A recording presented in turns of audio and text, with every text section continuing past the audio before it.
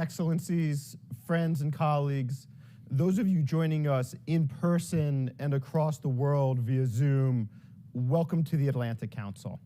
My name is Jonathan Panikoff, and I'm the director of the Scowcroft Middle East Security Initiative here at the Council. I emphasize the security part of my title for a reason. For years, when countries, regions in the world thought about security, they did so almost exclusively within the context of national security. And by that, I really mean national defense. Defense stemming from hostilities with other states, defense against terrorism, investment into defense hardware. No longer. Today, we know that climate change and the challenges stemming from it are every bit as critical to the long-term well-being of nations across the world as their national defenses. And no place is the challenge more acute than in the Middle East. No region is more dependent on rain for its agricultural needs, and insufficient food and water supplies will only precipitate greater emigration of Middle East residents out of the region. Since 2000, the average yearly rise in temperatures in the Middle East has been 1.5 degrees centigrade, almost double what the global average rise has been. Precipitation has become more erratic than in any other region, and climate disasters, including droughts and floods, have gone from being once-in-a-lifetime events to now once every few years. The results have been catastrophic. According to the IMF, since the turn of the century, climate change in the Middle East has directly caused tens of billions of dollars of economic and agricultural damage, almost 150 million people requiring food, water, sanitation, or other assistance, and an estimated 56,000 people are confirmed dead or missing. But over the next day and a half, as we seek to highlight and provide clarity about the difficulties that the region is likely to face due to climate change, we also want to provide policymakers from across the Middle East, the US, and the world a roadmap for sustainable security that highlights opportunities to mitigate the upcoming challenges. The rapidly changing technology landscape, for example, provides new avenues for states to develop, buy into, or otherwise adopt innovative solutions to overcome environmental obstacles that were not available even a few years ago. We hope that by combining perspectives from both the US and the Middle East, we can inspire new ways of thinking about sustainable security in the region and overcome traditional divisions on climate change matters that have undermined progress. To that end, we're fortunate that the Atlantic Council is hosting this conference in partnership with Trends Research and Advisory, headquartered in Abu Dhabi. Trends is a thought and innovative leader across the Middle East and across the true modern-day breadth of security issues: economic, climate, energy, cyber, and yes, traditional defense-related national security. And we're grateful that they brought so many prominent experts from around the Middle East for the various sessions. This conference, Sustainable Security of the Middle East, Climate Change, Challenges and Prospects, is an opportunity to not only kick off the COP27 season, set to begin in just over 5 weeks in Sharm el-Sheikh, Egypt, but an opportunity to inspire new ways of thinking about sustainable security in the region. On behalf of all of my colleagues here at the Atlantic Council, thank you for joining us for what is going to be an exciting next 2 days. And it is now my privilege to pass it over to my colleague, Dr. Mohammed Al-Ali, CEO of Trends Research and Advisory. Thank you. His Excellency Sheikh Nahyan bin Mubarak Al Nahyan, Cabinet Member and Minister of Tolerance, United Arab Emirates. His Excellency David Livingston, Senior Advisor, Special Presidential Envoy for Climate Affairs of the United States of America. Dear friend William Wexler.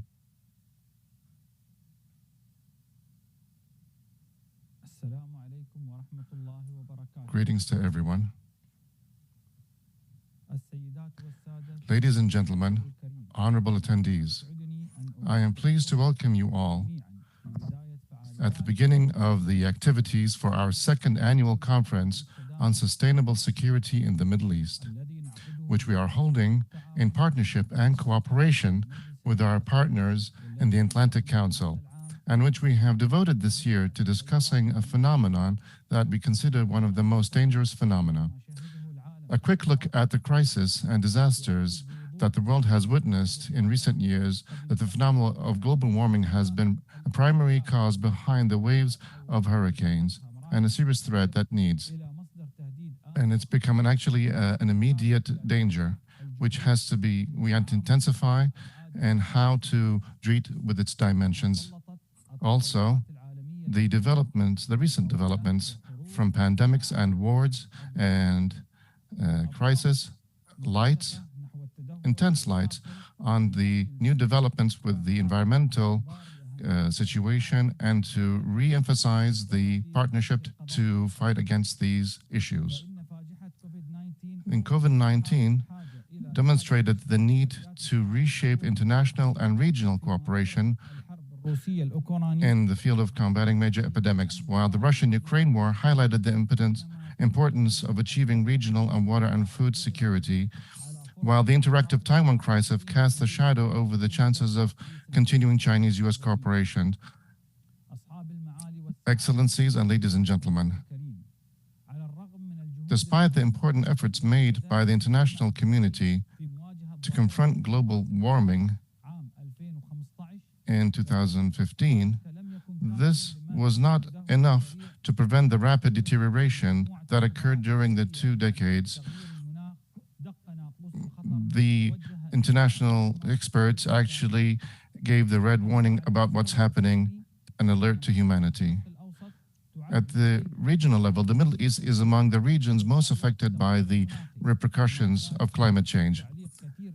And that is why there is a lot of hope that is hanging on the nations of the region. During the coming period, to lead global efforts to confront global warming, other countries of the region will host the next 2 rounds of the United Nations Conference on Climate Change, COP27, which will be held in Egypt next November, and COP28, which will be hosted by the United Arab Emirates next year. And the world awaits from these summits practical steps and stronger international commitments, especially in the field of implementation and carrying out what is stipulated. This conference and its experts and thinkers will certainly be an important opportunity to present ideas and perceptions that help support regional and international efforts aimed at addressing the threat of global warming and achieving a better understanding of the challenges that hampered previous efforts in order to overcome them and achieve the desired goals, especially in the term of achieving sustainable environmental security in the Middle East. Finally, I would like to extend my sincere thanks and appreciation to our partner in organizing this conference, the Atlantic Council, in the second fruitful experience of our research cooperation after the great success of our first conference, which was held last year. I also thank the experts participating in its various sessions, and thanks also to the work teams at the Trend Center for Research and Consultation at the Atlantic Council. Now I leave the space for His Excellency Sheikh Nahyan bin Mubarak Al Nahyan, Minister of Tolerance in the United Arab Emirates, to deliver the opening speech of the conference. May he please come forward. Thank you.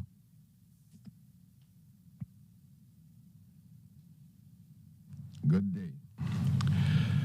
Thank you for the invitation to address your important international conference on sustainable security of the Middle East. It is my pleasure to address your meeting and to convey to you our very best wishes from the United Arab Emirates. I thank the Atlantic Council and Trends Research and Advisory for creating this opportunity to deal with one of the most urgent problems facing our local, regional, and global societies. Climate change might be the most serious problem yet encountered by humankind. Unfortunately, I cannot join you in person in Washington, D.C., but I certainly share with you the conviction that the dangers of climate change in the Middle East are quite real. As a region that has had to deal with water challenges and extreme temperatures for centuries, global warming has potential to produce very serious consequences relatively quickly. Adding the need to support a growing population makes the urgency to address these challenges even greater.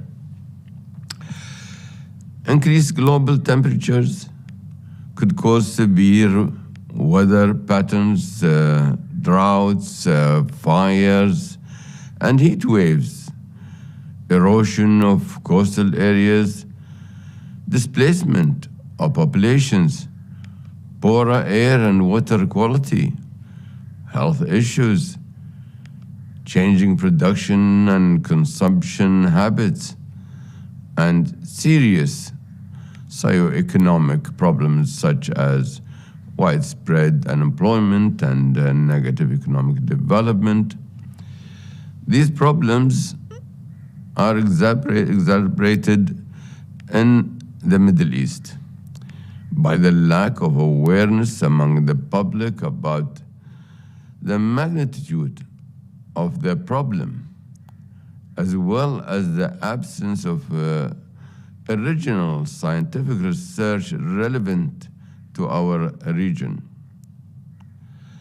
In the United Arab Emirates, we are actually aware of these issues and clearly recognize that a sustainable society is one of the most important goals in the 21st century.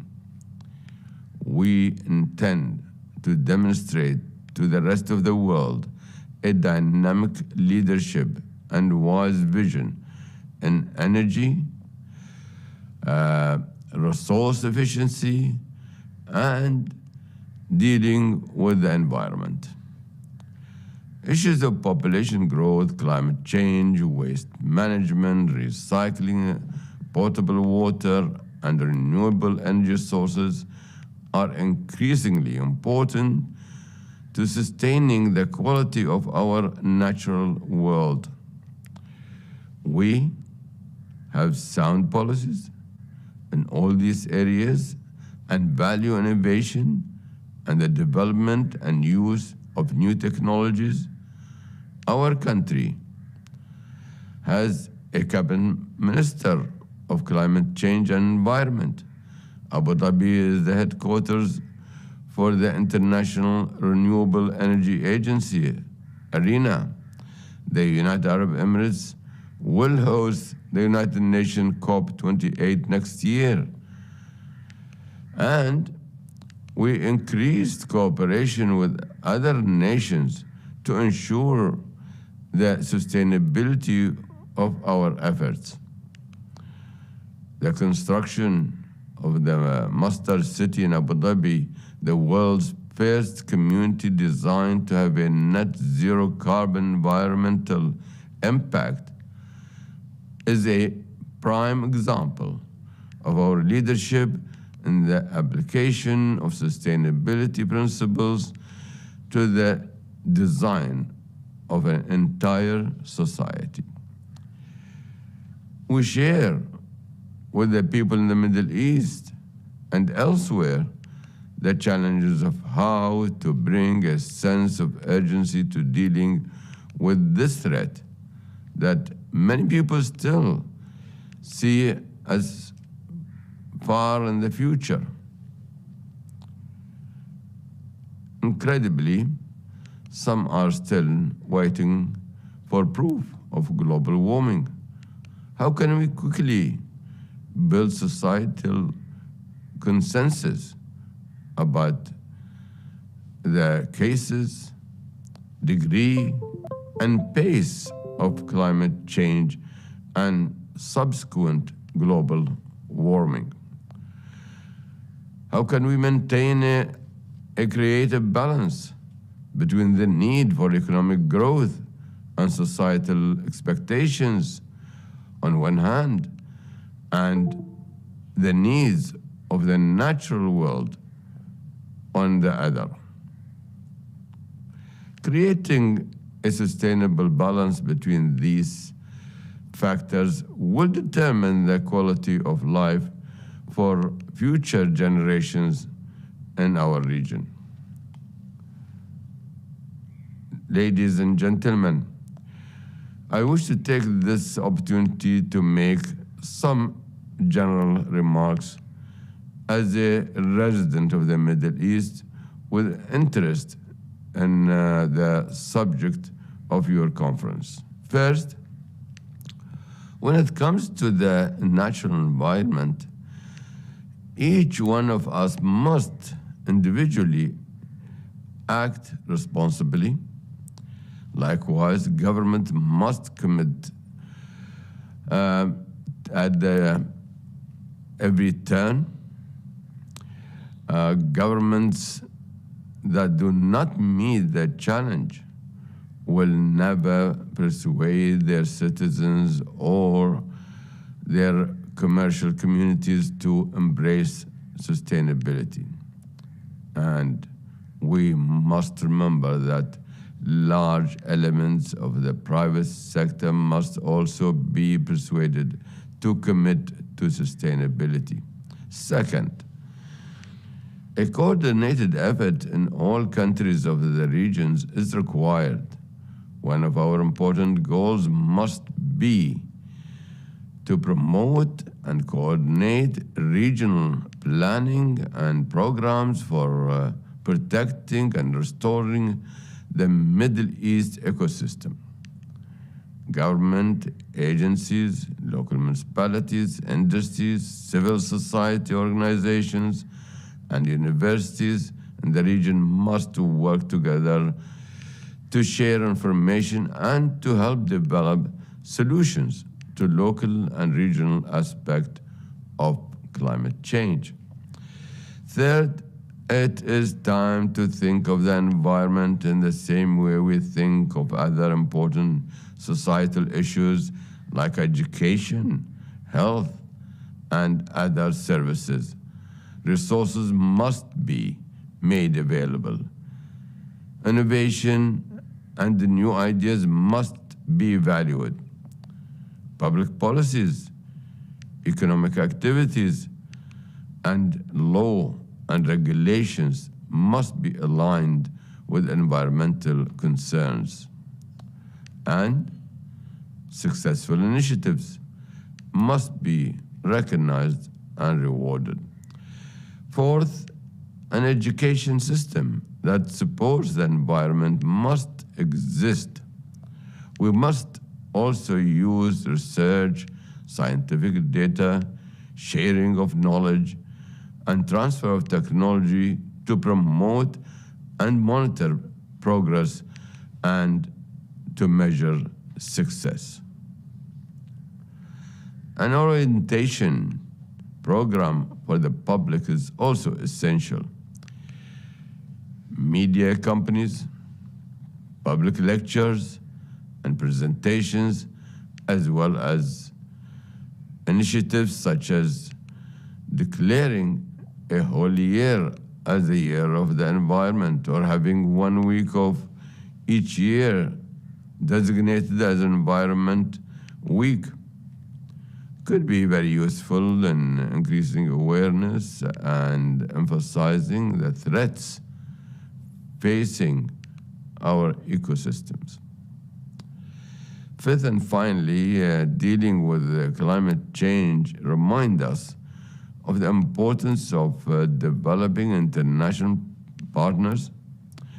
Your conference reflects that fact, Having international partners provide us not only with specific expertise, it frees our mind to the world differently and encourage our creativity.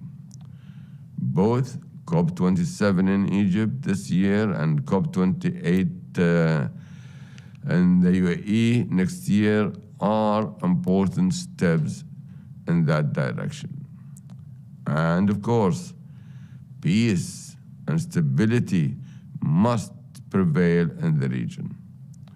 Wars and conflicts cause environmental disasters of unimaginable dimensions and hamper our abilities to deal with climate change. Ladies and gentlemen, your conference will help us promote all these actions and plans. I agree with the promise and hopes implied in this conference that we are indeed capable of making good progress on environmental issues, that there is still time to win this battle against climate change in the Middle East, that our actions will make a profound difference to the lives of our children and grandchildren. I greet you all once again. I wish for you an enjoyable and productive conference. Thank you, and God bless you all. Thank you. Thank you, Your Excellency Sheikh Nahyan bin Mubarak Al Nahyan, for your great and insightful speech. Your Excellencies, ladies and gentlemen, my name is Sumaya Al-Hadrami, and I'm the Deputy Chief Global Officer at Trans Research and Advisory. I am pleased to welcome our guests and esteemed experts whom are joining us here at the Atlantic Council and those who are tuning in virtually. Today's conference is the second annual conference entitled Sustainable Security of the Middle East, Climate Change Challenges and Prospects. I would like to give a note for our in-person guests. You can find the agenda on the QR code outside of the forum. And now, it is my great pleasure to introduce today's keynote speaker, Mr. David Livingston, Senior Advisor and U.S. Special Presidential Envoy for Climate.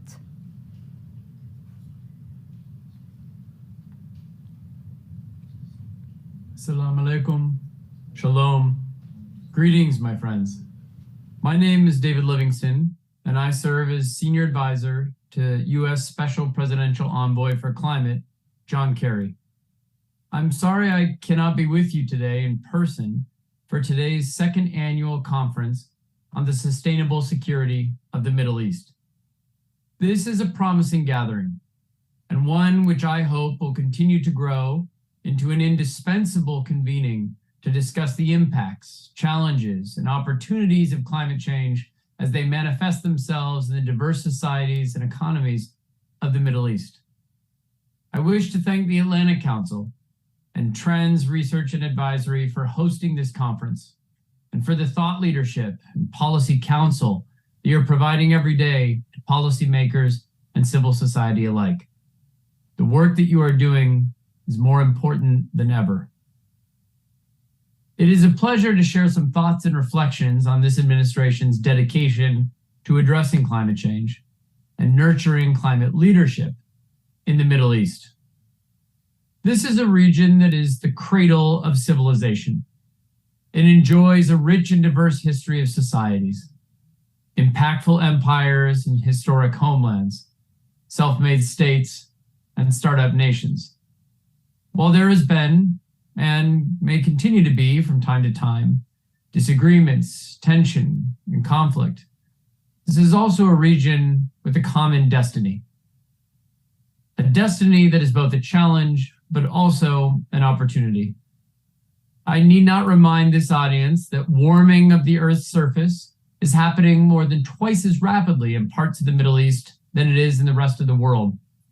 The region is uniquely vulnerable to drought, famine, coastal erosion, and rising seas, and also ocean acidification that threatens the livelihoods of local fishermen and the food security of those that they serve.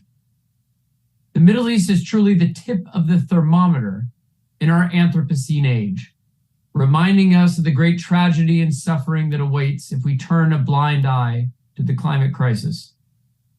But this region is also, in many ways, the tip of the spear for advancing the solutions needed to solve our shared climate crisis. Travel across North Africa, through the Levant, down the Arabian Peninsula, and you will find incredible examples, sometimes ancient ones, of local wisdom or vernacular architecture, leading the way to resilience in a harsh and changing climate. Sometimes the most powerful technologies come not from our unimagined future, but from our forgotten past. There are great lessons to be learned from studying the adaptation and economic strategies of cultures across the Middle East in a mercurial and changing climate. But there's also the seed of new invention in the region. Governments are increasingly looking forward to entrepreneurship and innovation in order to power economic growth and diversification. For those who have been blessed with hydrocarbons, there is, for the first time in more than a half century, both the real will and the real means to take a leadership role in the clean energy economy. For those without hydrocarbons, the economic logic for avoiding volatile and costly imports through accelerating the clean energy transition has never been so great. And for all countries in the region, the logic of cooperation, commerce, and interconnection has never been so strong than in the face of the climate challenge. There's a need to empower the better angels of our nature and the full potential of the region's citizens, including the incredible capacity of women and youth throughout the Middle East. And this force has never been greater than when facing the existential challenge of climate change. I'm proud to say that not only has the Biden administration recognized this potential, we have worked to foster it from the very start. 2 years in, as we take stock of progress and chart a path forward, we have built a strong foundation to grow from. Several countries in the region, including Israel, the UAE, Tunisia, Saudi Arabia, Morocco, raised their nationally determined contributions ahead of or at COP26, the UN climate conference, in Glasgow last year. Several countries established mid-century net zero targets for the first time in history, and we hope that at least one or two others may join soon. Yet other countries, including Saudi Arabia, launched their own visions and ambitious investments towards national and regional sustainable development strategies. It is critical that the response to the climate crisis has an intellectual and spiritual heartbeat that emanates not from Washington, but from the capitals and courtyards of each and every country in the region. There is yet more evidence of this. Egypt is the first of two successive UN climate conference hosts to come that will be from the Middle East. Egypt will also carry the important mantle of hosting an Africa COP, this year's COP27, when we all convene the world in Sharm el-Sheikh in November, only a few weeks away.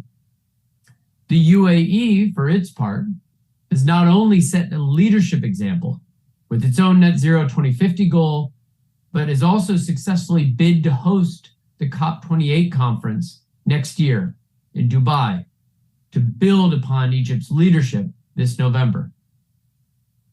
The UAE has also joined with the United States to launch last year the Agriculture Innovation Mission for Climate, AIM for Climate, as we call it.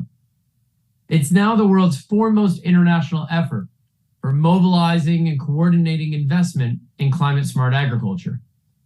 We've already catalyzed an early harvest of $4 billion in new investment commitments in climate-smart agriculture innovation investment, and we will grow this figure by several $billion more ahead at COP27 and into next year. We are also working together to grow several innovation sprints, public-private partnerships that are working to tackle some of the most pressing climate-smart ag innovation challenges and priorities, from drought-resistant crops to new feed for cattle that reduces methane emissions, to precision agriculture that conserves fertilizer in this year of escalating food and fertilizer prices, and many innovations beyond. I'm proud that several countries in the region have joined the Agriculture Innovation Mission for Climate, including countries that only a half decade ago were hardly speaking to one another. This, by the way, points to another way that addressing the climate challenge is reinforcing peace and prosperity in the region. It is uniting in common cause governments that previously had much to disagree upon, strengthening promising trends already underway in this regard. Consider, for example, the Negev Forum. As this group knows far too well, the Middle East and North Africa is among the least integrated regions in the world and lacks the infrastructure necessary for regional solutions to shared challenges of stability, development, and prosperity. Many have attributed this to a strong concern for sovereignty and long-standing conflicts with neighbors. Yet other regional organizations, such as ASEAN, have overcome these challenges and grown into constructive infrastructures for dialogue and for cooperation. Why shouldn't a similar architecture be possible in the Middle East and North Africa? It's aspirational now in terms of the broader region, but it is possible to build from what currently exists to create some of the structures and practices that can improve the prospects for this over time. We must be pragmatic, but also ambitious. There's a real opportunity to strike that balance today. Earlier this month, we marked the second anniversary of the Abraham Accords.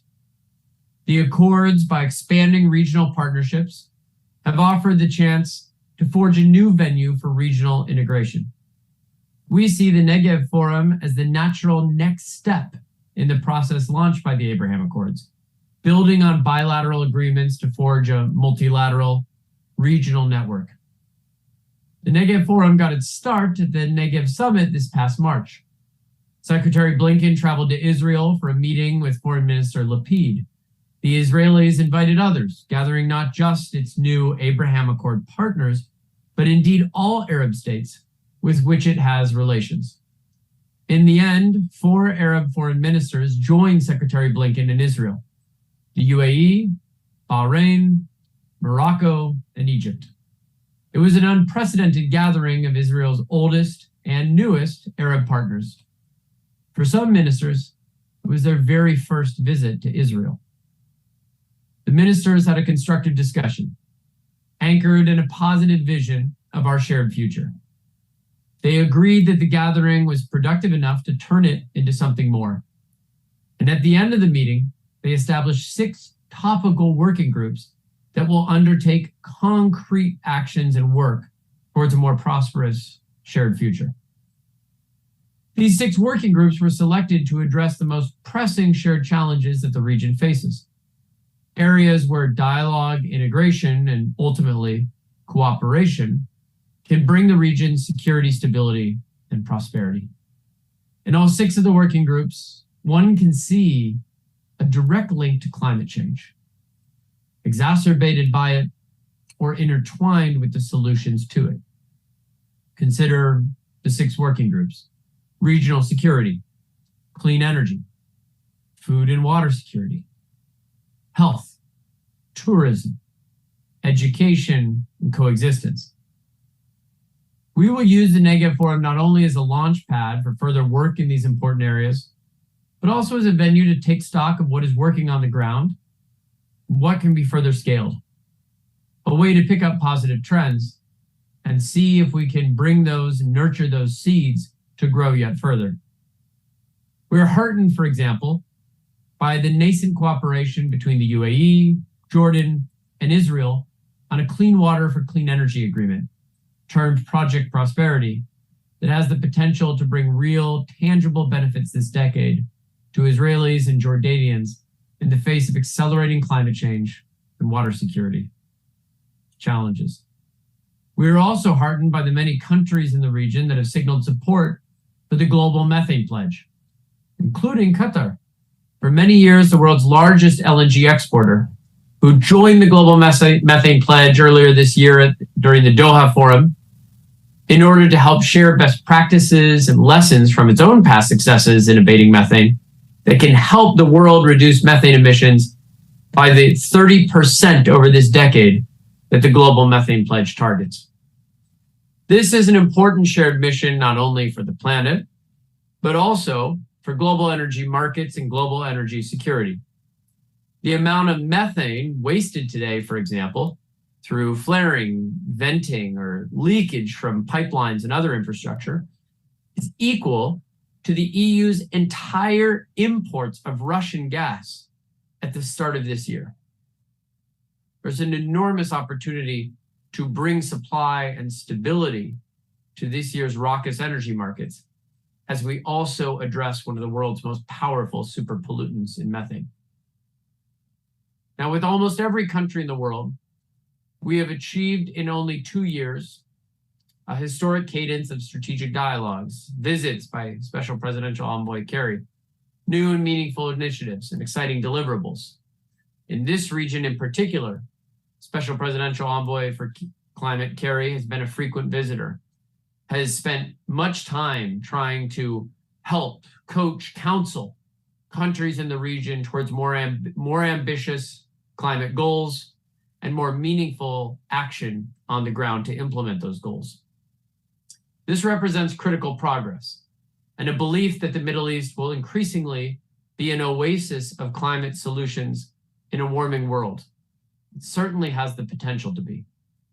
But today, I urge all of us to reach further, faster, and higher. The recent devastating report from the IPCC tells us that we are still behind in our efforts to do what the science says we must do to keep 1.5 degrees Celsius or less of warming within reach. 1.5 degrees Celsius, which still portends significant damage for many societies and economies around the world, but beyond which threshold there would be unimaginable damage to many, many other parts of the global economy. And we would start to experience levels of loss, catastrophe, that make today's crises in extreme weather pale in comparison. We know what we must do.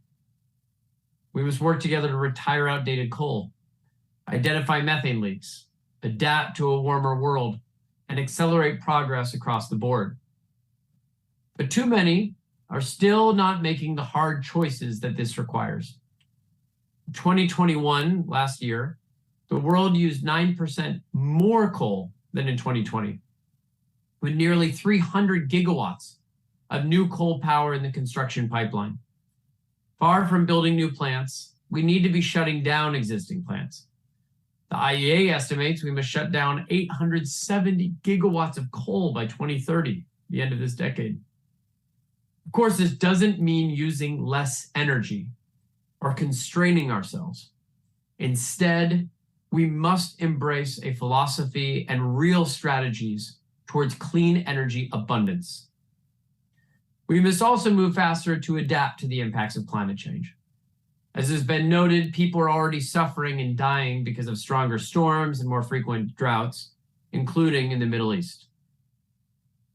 Countries representing 65% of global GDP by the end of last year had aligned their climate goals, their overall orientation, 2050 targets, 2030 nationally determined contributions and targets and beyond, had aligned with keeping 1.5 degrees Celsius within reach. And these countries, of course, must implement the commitments already made, including here in the United States, where we are doing so with a historic amount of investment, hundreds of billions of dollars unleashed through the bipartisan infrastructure framework, and the Inflation Reduction Act recently passed by US Congress. At the same time, though, those countries around the world whose Paris Agreement targets are not yet aligned with 1.5 degrees Celsius can work to enhance them, and we are standing by, ready to help. We need to work with governments and the private sector to mobilize trillions of dollars, not billions, to accelerate the net zero transition, as well as to advance climate resilience. From all sources, public sector, private sector, household budgets, and beyond. I'm convinced that several countries in the Middle East will actually help to chart the course in this direction towards greater mobilization of finance in the clean energy transition, wisely using revenues from this period of high oil and gas prices to invest in a cleaner future with more diversified income and exposure to innovative technologies for decades to come. Climate change is a topic that's too often dominated by a feeling of helplessness. It is, at the same time, both eminently predictable and wildly unpredictable. But we have it before us to turn it on its head into a tool that will make the Middle East and the rest of the world stronger and more resilient. Let us face the climate crisis in a way that drives smart, sustainable, and equitable investment. Let us face the climate crisis in a way that invests not just in fixed assets, but in human capital. Let us face the climate crisis in a way that places the best years for this region in the future and not in the past. My friends, I know it is possible. I am heartened by those of you gathered here to dive into the strategies today that will make it happen. So thank you, shukran, and let us continue this important work together. Thank you, Mr. David. And now we will go on a break for 5 minutes and we'll resume at 9:55. Thank you, everyone. Hi, I'm journalist Rina Nainen, and welcome back. We are up for a wonderful panel looking at national security, climate change, and the Middle East, the future, and how we can look at changes that could really make a difference.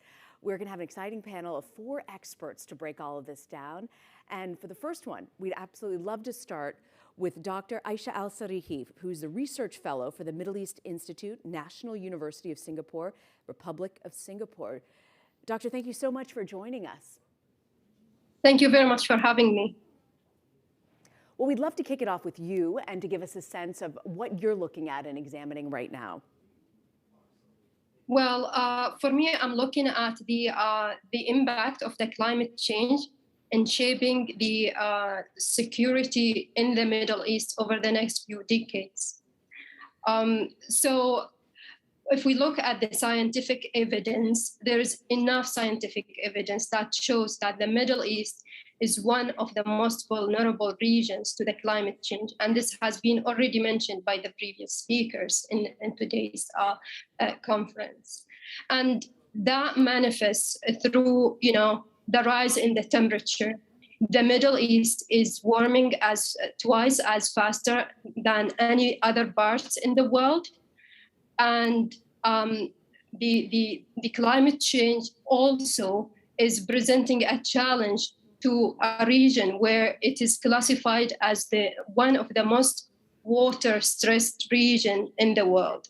And climate models show that the rainfall patterns will be variable over time, and generally the amount of the rainfall will be reduced. And with climate change, we will see more of elongated periods of drought and frequency of floods within the region.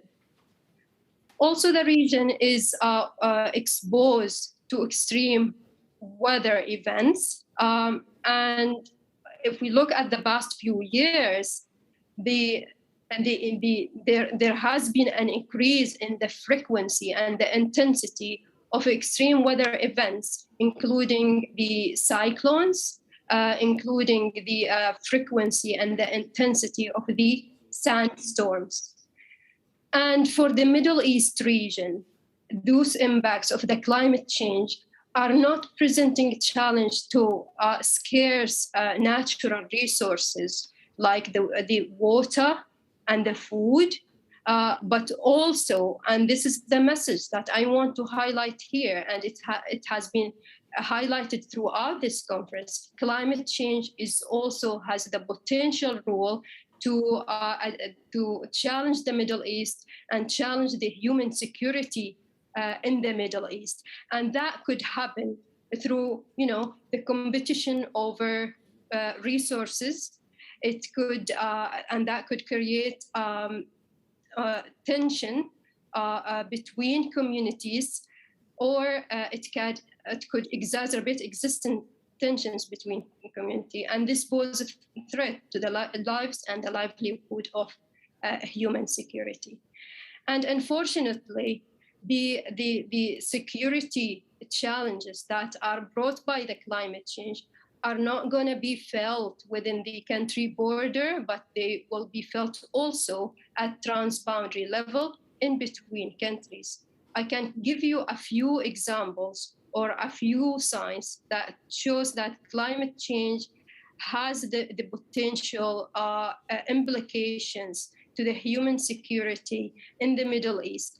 At the national level, for example, we have, it is believed that the Arab Spring that happened back in 2011 has been linked to the climate change, because what happened in Tunisia back in 2011, there was an elongated period of drought, and that has led to an increase of the food prices, and that leads to the protest in Tunisia.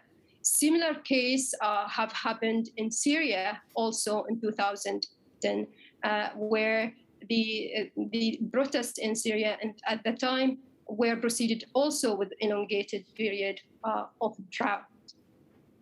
Another example of internal tension or conflict over scarce resources is an example in Yemen.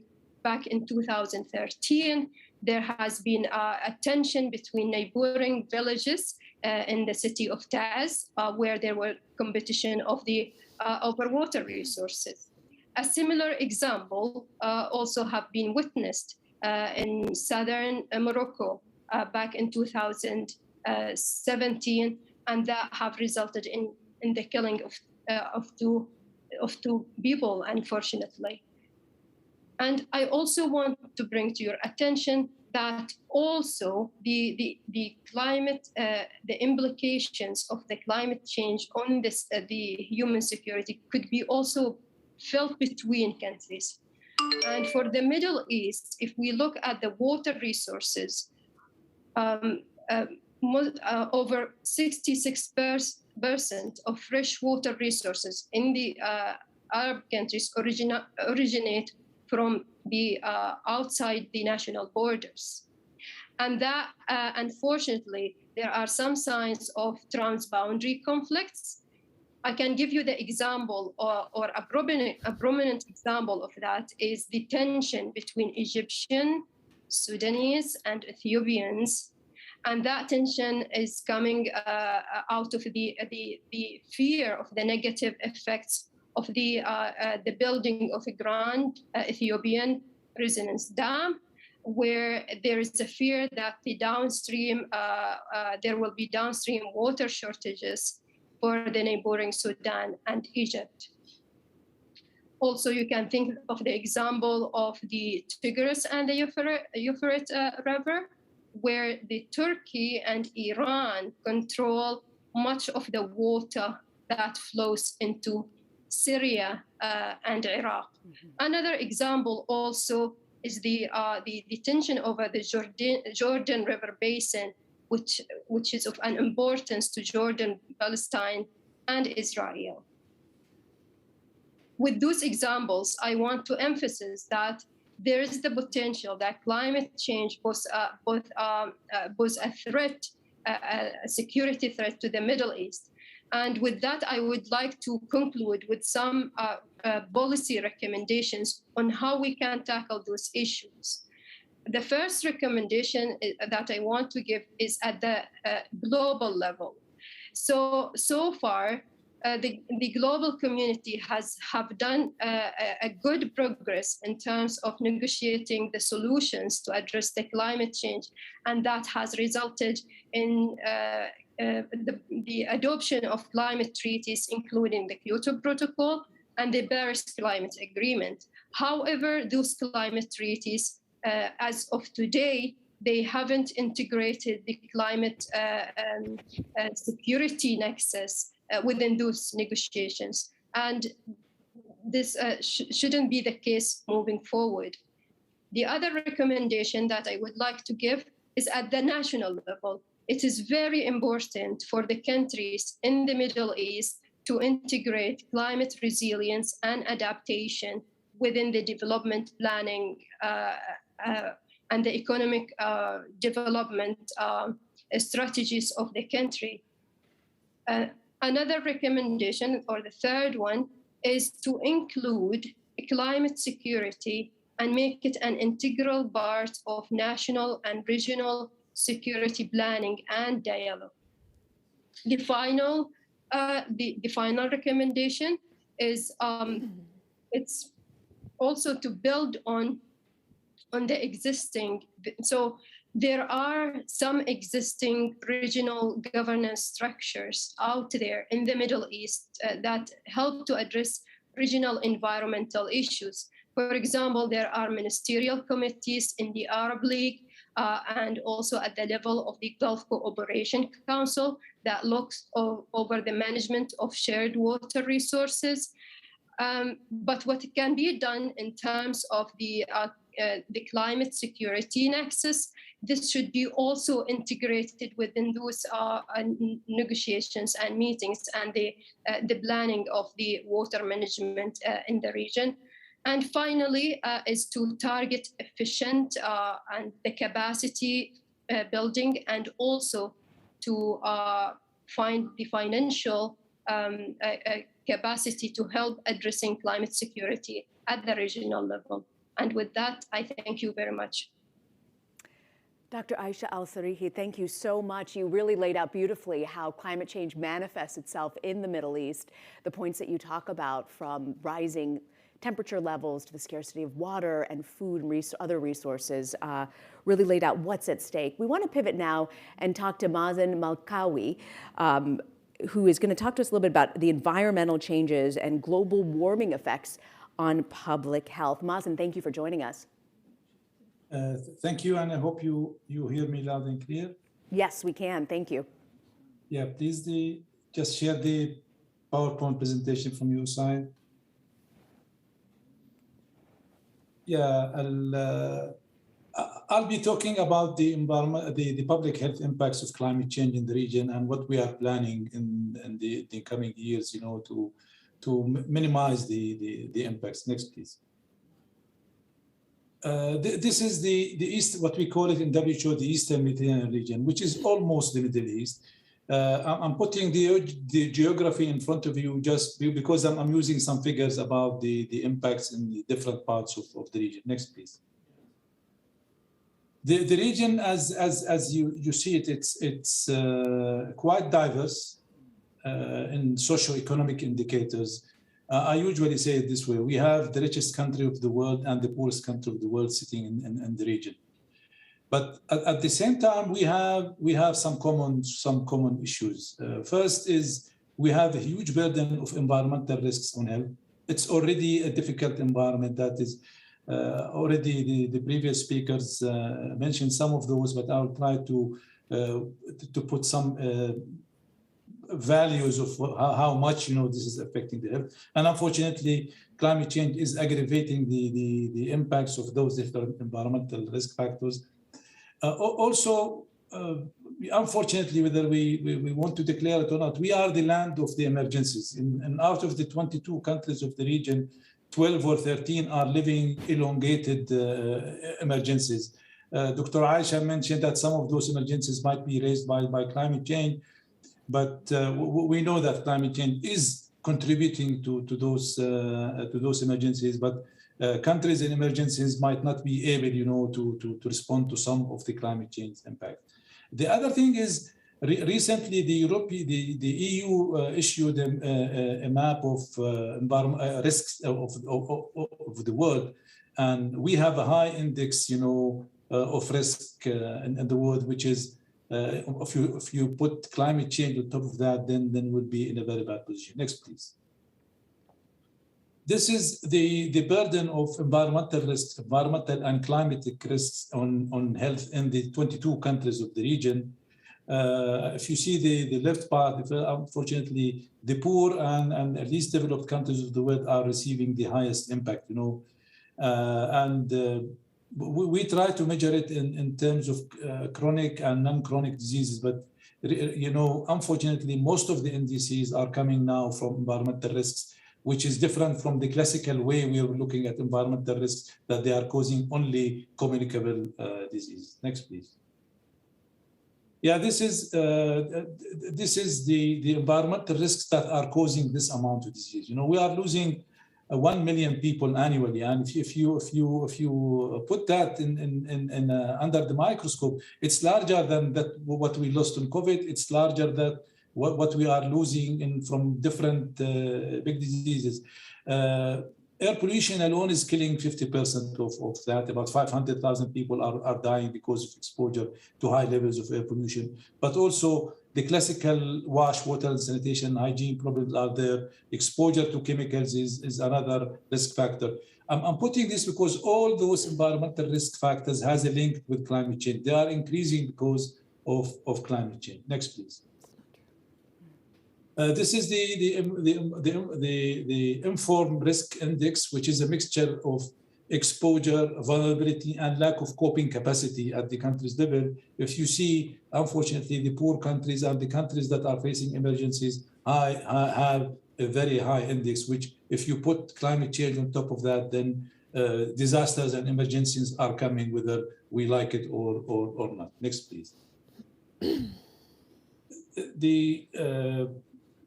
We measured it actually in different occasions. Unfortunately, emergencies are hindering the development in different parts of the region. A country like Syria, for instance, where the literacy rate was almost 95%, now the new generations are hardly 60 or 70 people who go to school. I think the same thing is repeated in Afghanistan, in Yemen, and other countries. The ongoing emergencies mixed between natural and man-made emergencies are affecting our life. Unfortunately, more than 100 million internally displaced people or refugees are coming from this part of the world. Next, please. That's again a very sad graph to share with the audience. 50% of the refugees and IDPs are coming from the different countries of the region. On top of that is Afghanistan, Syria, Libya, Iraq, and you name it. Some of those refugees were, been refugees for years and years. Next, please. And what is not being measured actually is how much of those refugees are environmental, what you call them, environmental migrants or environmental refugees. People left their countries because simply the environment is so harsh and they cannot they can no longer live on that.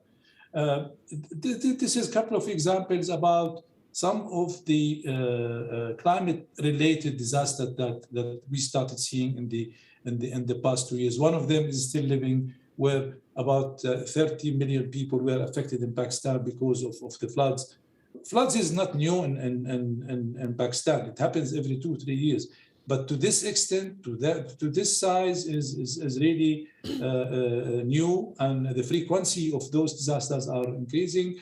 And still we are measuring the infectious diseases that were raised even after the floods. The floods affected the healthcare facilities, affected the households, and is the main cause of spread of malaria and other diseases.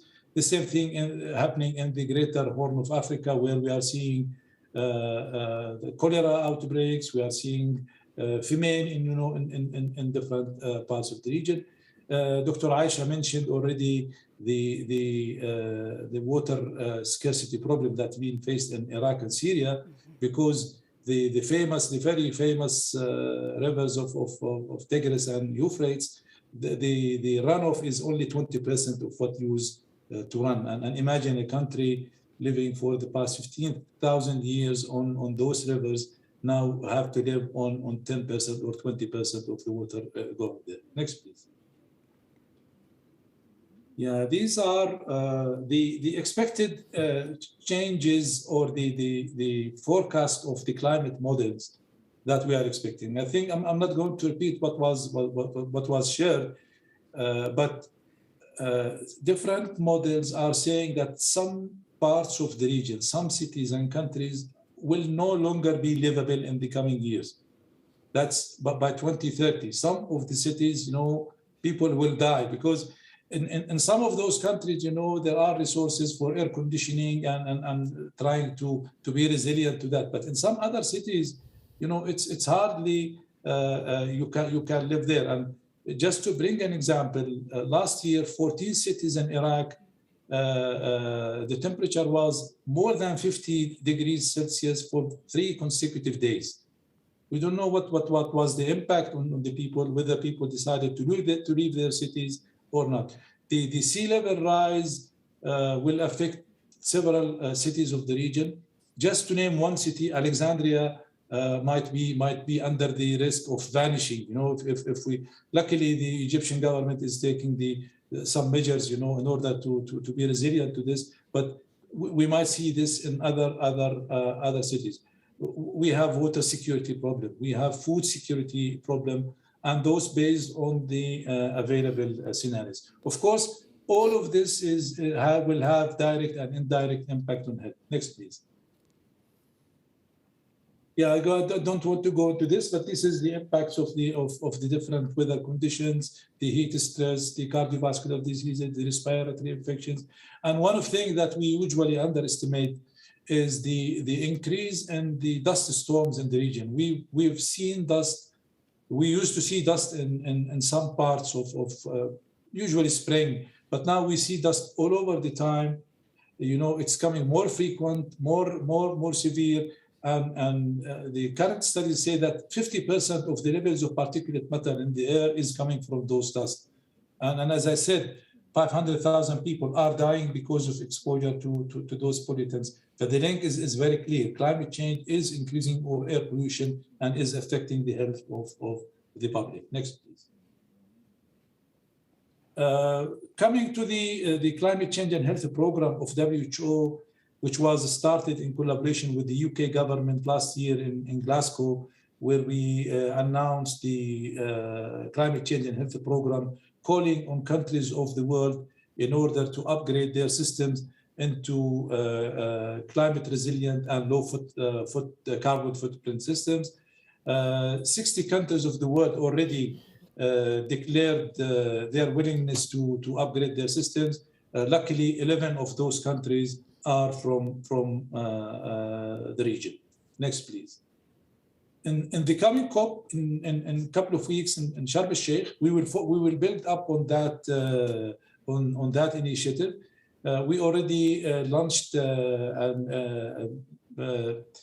what we call the ATTACH, which is a collaboration between the UK, the WHO, and the current presidency, the country of Egypt. And hopefully next year, United Arab Emirates will continue on this. We are bringing financial and technical resources to help the countries of the world, including the 11 countries of the region, in building their systems, health resilience systems, to be climate resilient. Next, please. Yeah, this is our recommendation for the future. We have 3 groups of countries. We have countries that are already committed. The list, I hope you can see it. What is needed, actually, we need financial and technical resources, and this is a call for all the participating institutions that let us pull in all resources to help those countries in updating their systems to be climate resilient and low carbon footprint. We have countries who already not committed yet, but they are willing to go and commit. We need to do some advocacy and some technical support to accelerate the commitment. And we have some 6 or 7 countries that are not committed. We need to continue advocating, for them to announce their commitments. And hopefully the coming COP would be an opportunity to say that the countries that are committed to update their health systems in the region are 14 and 15. I'm sorry for taking 2 extra minutes of time, and back to you. Mazen, thank you so much. Mazen Malkawi, who regional advisor with the WHO Center for Environmental Health Action. Mazen, we'll come back to you with some questions as well. And I want to remind everyone who is tuning in virtually, there is a Q&A button that you can actually submit questions. We'd love to hear from you and take your questions as well. So please take a moment and ask anything of the panelists, and we'll be back with them in a few minutes to ask some questions. But next, we want to look at the correlation of extreme environmental events and increased migration flow. And I'm joined in person by Carol Shushani Sharfain, who's the director of Arab Center for Climate Change Policies, the cluster leader for climate change and natural resource sustainability cluster, and United Nations Economic and Social Commission for Western Asia. And Carol traveled all the way from Beirut. So thank you very much, Carol. We look forward to your presentation. Thank you. Pleasure to be with you, Rina, and thank you very much for this opportunity to share with you something that really builds on what the other speakers were talking about and to provide some visualization, because I think sometimes map speaks a lot more than words, and that's what I'm looking forward to share with you on how we are working to build the science policy interface to address challenges related to extreme events and what it means for people. And the most vulnerable people are those that are having to migrate to respond to their needs. So we've already heard today from many distinguished speakers that we have observed a greater number of disasters in the region. So we see that there has been an increased frequency and increased number of extreme events, be it floods and droughts. But what's important to think about when we think about vulnerability of the Arab population and other populations in the MENA region is how many people are affected by these disasters. So while floods might happen more frequently, we are seeing, in fact, that droughts are affecting more people. So thinking about the human dimension, as well as the ecosystems, and not only the frequency of an event, is something to think about when we conduct analysis and find ways to move forward. And actually, we've been working with the Arab states for over a decade now, trying to better inform their ability to understand what these pressures are. And with the help of our partners, we have set up a regional initiative to assess the impact of climate change on water resources and water-dependent sectors, and what it means for vulnerability in the region. And by doing this, we have a science base to conduct regional climate projections for the Arab region. And as you can see, it's much bigger than the Arab region. And this allows us to think about issues, as mentioned by Dr. Aisha, the cyclones coming from the east. What's happening to transboundary? What's happening to the Tigris and Euphrates, those headwaters? What are happening from the headwaters of the Nile? All those transboundary aspects affect how we think about water and climate, and therefore how we think about vulnerability and the impact on people. Why did we have to do this? Well, the global community has a lot of very good experts, but for the MENA region, we are divided. You can see here how many times, every time the IPCC, the Intergovernmental Panel on Climate Change, works, they never let us talk. So Morocco can't speak to Iran, to Iraq, or Oman at the same breath. So we work on the Arab regional level, and that is where RICAR came from. And this was mandated, actually, by those ministerial councils that we heard about earlier.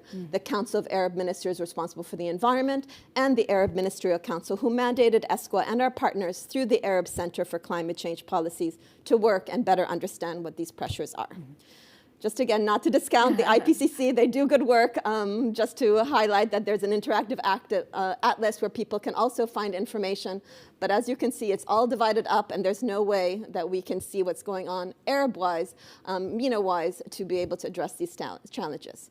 So we've heard a lot about the changes, even from the distinguished opening keynote speakers today.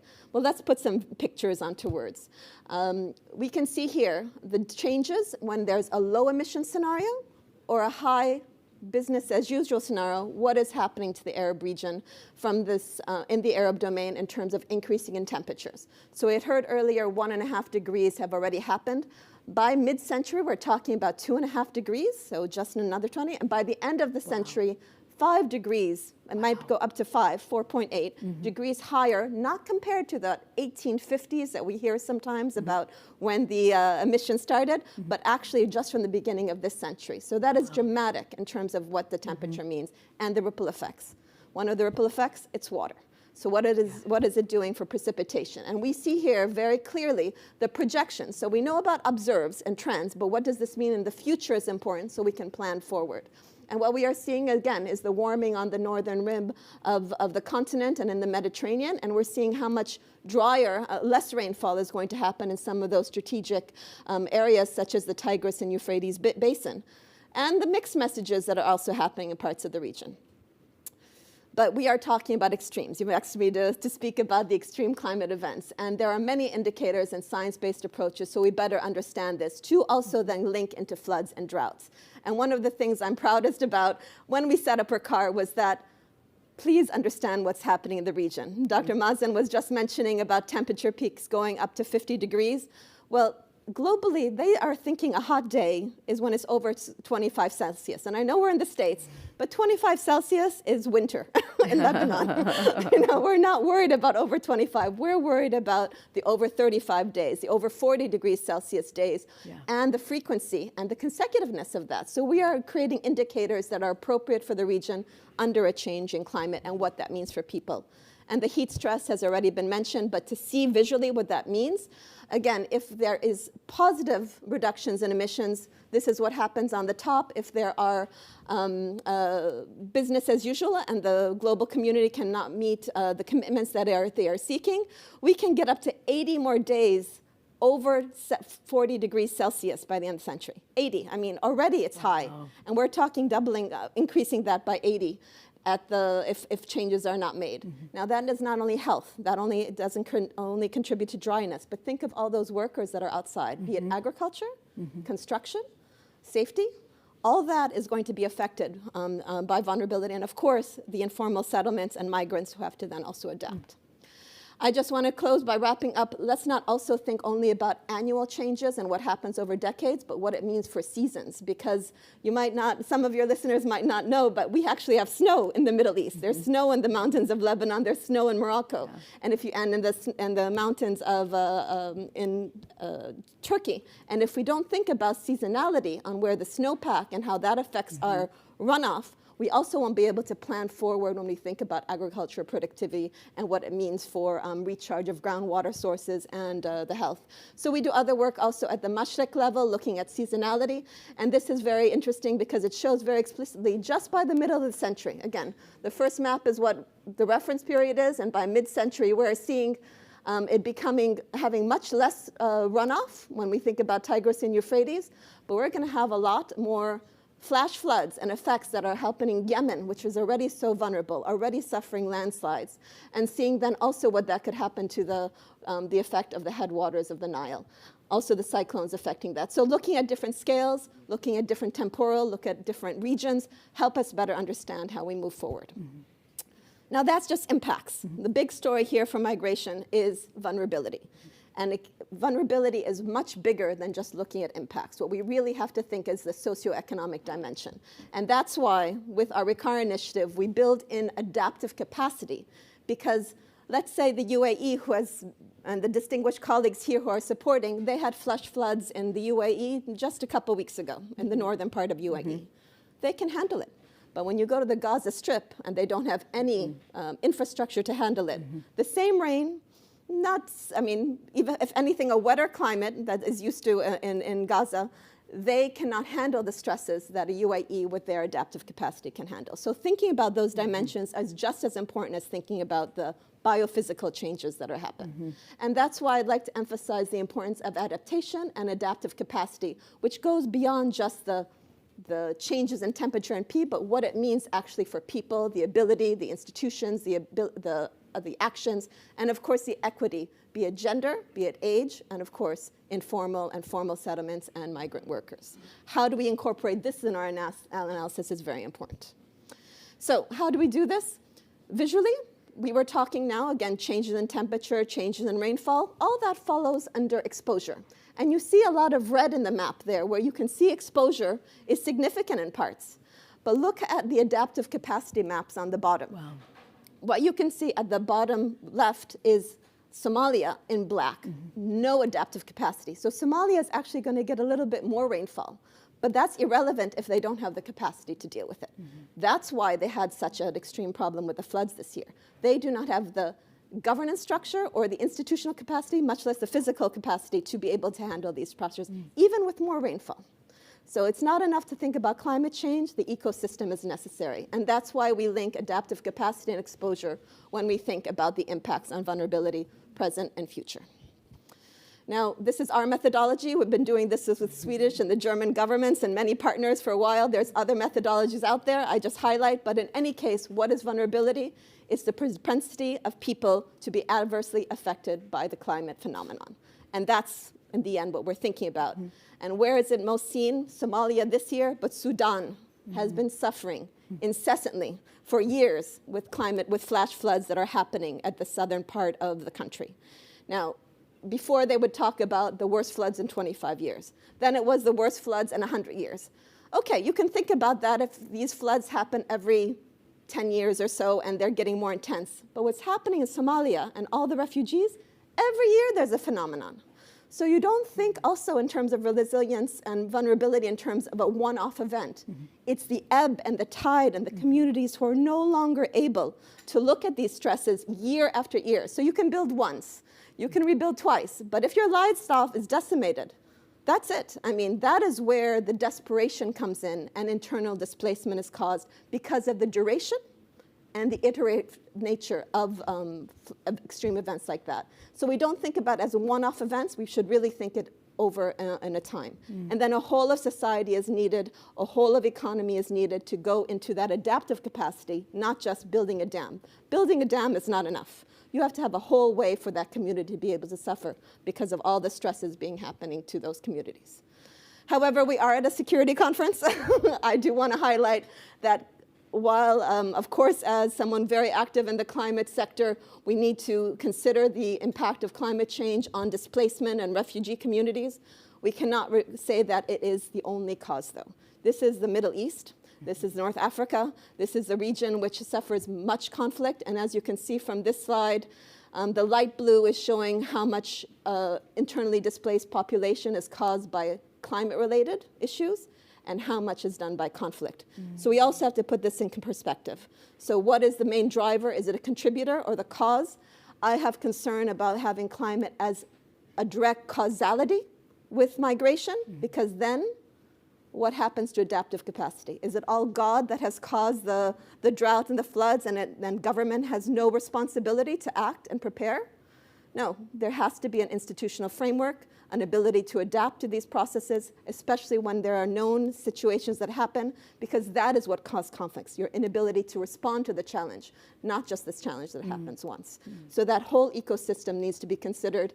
And while globally, maybe natural disasters are a major cause of displacement, like what we heard about Pakistan and what happens in Bangladesh, in our region, still it's conflict and violence that is the primary cause, with a contributing factor of climate, but we have to really put it into a regional capacity. So just to wrap up a little bit on the migration story, there's a lot of studies being done on this. We have to realize that migration can be international migrants that come in, let's say, to the Gulf. The Gulf region, the GCC countries are among the most that welcome migrants to the region. KSA and UAE actually amongst the top 5. But there's no definition for what is a migrant. There's no approved definition. But statistically, we use definitions that say those who have moved somewhere else because from their normal place of residence. That's a statistical, but there's no legal definition. There are legal definitions for refugees and internally displaced people.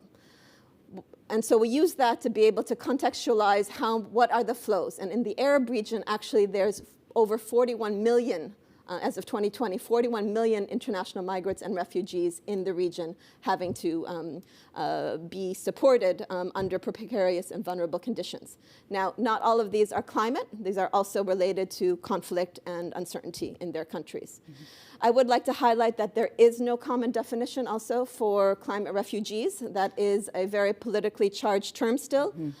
Even the UN Refugee Agency talks about persons displaced within the context of disasters and climate change. Climate refugees is still something under negotiation, as it would not only affect us, but think about all the people in small island states, or Bahrain now, or Comoros now, or in all the islands. How would that be in terms of ensuring their ability and their access to human rights and the compensation, to be frank, how that would be that responsibility. So that term refugee and a climate is still in discussion, but definitely has a place in the dialogue on climate security. Final point on this, there has been an increase in the number of displaced due to extreme events in the region. As mentioned, Somalia had an important event in the last couple of years that caused significant displacement. But there has to be also the thought of not only the displaced, but the implications for the host communities. Because in an environment coming out of COVID, where there's $1.4 trillion of debt in the Arab region, the governments are very laden with burdens, and we need to make sure that there are resources in countries like Lebanon and Jordan, who have the most refugees globally, that they are taking care of, large shares of compared to their national populations, and making sure that those refugees and those displaced persons and migrants have the access to the basic services.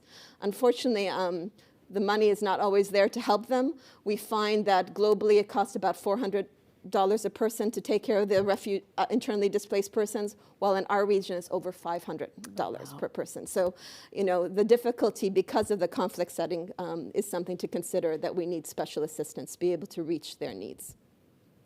And how do we show this? Well, in the adaptation context, we really have to think that adaptation needs resources. And while we all want to meet the global climate goals to reduce our emissions and meet that 1.5 degree target, in the end, if resources are not allocated to adaptation and not just mitigation, we're not going to be able to help these people.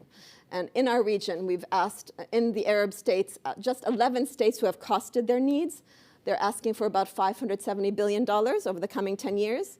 If we use the past as an indication for the future, it's only 6% of what's needed. And then still, mitigation is getting way more of the money than adaptation. So it doesn't look pretty for security or any causes unless we get our priorities allocated to be able to respond to these and to strengthen adaptive capacity in the region. And what will happen in the end? Conflict. And then we could come back to square one. We will see that if drought and vulnerability and the resources are not there to adapt to these challenges quickly, we might find actually increases in conflict. And ESCWA has a views model, violence early warning system, that incorporates drought and vulnerability to seeing what could happen if nothing happens. And that is a dire situation. So to wrap up, climate security is an emerging area. It's bringing in the development and the humanitarian and peace-building communities together. There is a connection between climate change and vulnerability and extreme events and mobility, but it's not the only reason. We have to make sure that we also think about the conflict and the violence and other factors that affect our region. Adaptive capacity of states and societies and how they are able to deal with this is as important as thinking about the biophysical and the changing climate itself, and then how the resilience of communities are regarding their livelihoods, savings, and assets are important to consider. And finally, we need investment in this, and we should use science, not just words, to move this forward. And with that, I'll close just saying we have data sets and available resources for any researchers. We provide services freely available to countries to better let them access us and our partners so that people can see what it means for the Mashreq, the changing climate, and for the Arab region and the whole region at large to be able to respond to these important challenges. So thank you very much. Carol, thank you so much, and the power of adaptability, and that your maps really starkly laid out why that is so important. I want to wrap up and turn to our final panelist, Dr. Paul Jerome Sullivan, who's a lecturer at Johns Hopkins University. He's a senior research associate for KFCRIS and a non-resident senior fellow at Global Energy Center here at the Atlantic Council. Dr. Paul, thank you so much for joining us. You're going to give us a look at climate change as a geopolitical challenge, looking at adaptation and also resilient development. Thank you for joining us. Yes, could you bring up the first slide of text, which is slide number 2? Well, climate change could be very harsh to the region. Nothing is determined in the future. This could be turned around. Things could be milder than expected if it is worked at the global level, because the regional level will not be enough. No matter how much we talk about the regional efforts, it's not enough. Climate change could have extreme effects on the economic, social, political, and international stability of the region. Well, there are already issues related to that. And a lot of this stuff will be differentiated out according to the ability of these countries to deal with the changes and also their fragility as it exists right now and as climate change kicks in. The UAE is a very different place from Yemen. The region will be facing increased VUCA, excuse my use of military terms, volatility, uncertainty, complexity, and ambiguity. It's already there. It could increase. There will be an increasing need for leadership in the region and in the world to help solve these issues. All elements of national power, economic, informational, military, diplomatic, cultural, education, and more will be needed to take on these issues. It's not just diplomatic and getting together for meetings once a year. This has to be consistent, it has to be constant, has to be global. Strategic and critical thinking will be required, not just thinking. Regional actions can help, but it is a global problem that needs global solution, and conflict and social strife could be increasingly likely in a part of the world where it has been increasingly likely almost through its history. Next slide, please. If you take a look at this, the region is not the biggest source of CO2 from energy. This is the stuff that's burned on the ground and used on the ground. Of course, 30% of the oil trade and 20% of the gas trade come out of the region too. So they're part of the issue there. But if we take a look at on the ground production of CO2, you can see that as a percentage of that's the next slide, sorry. We take a look at this on the ground production of CO2 as a percentage of global emissions. Most of the countries are quite small. Actually, all the countries are quite small, and yet they're feeling the pain of climate change. Next slide, please. I took a look at some of the temperatures for 4 different countries over the last 40 or 50 years. You can see all of them are increasing. I've been in the region for, well, since the beginning of the 90s, and I felt the differences. I've been working on these issues since 1986 when I was in a national laboratory. Back then, I was more optimistic than I am now because I don't see much coordination. I don't see much global effort on this, and I don't see these meetings adding up to much of anything. Excuse my bluntness. Climate change could have significant effects. Next slide, please. Again, this has been mentioned before. By 2050, increase by 3 degrees C is possible. The average could be 50 degrees in some parts of the Middle East. Could be, not defined. Take a look at the situation in Iraq and Syria. Recently, most particularly southern Iraq, you can see how this is deeply affecting people. And it's not just because of the conflicts, it's the heat and the water stress. And part of what's happening in Iran right now is actually related to water stress and climate change. There are many sparks to the flames, of course. Next slide, please. We're taking a look at water stress over time. You can see certain pockets of the region where water stress will be much worse. And this is pretty much an agreement with our friend from ESCWA and others have spoken today. This is a water short part of the world. It could be much more water short, but there are solutions to that.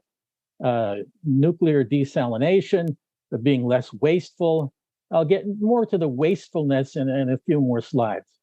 There are adaptations that are being done. There's mitigation that's being done, but they're on a minuscule level compared to what needs to be done. Saudi Green Initiative is one. The Middle East Green Initiative is another. What Mazda has been doing for decades. Solar and wind developments in MENA. The transition in the energy systems of the Middle East and North Africa are minuscule. They're paint on a roof.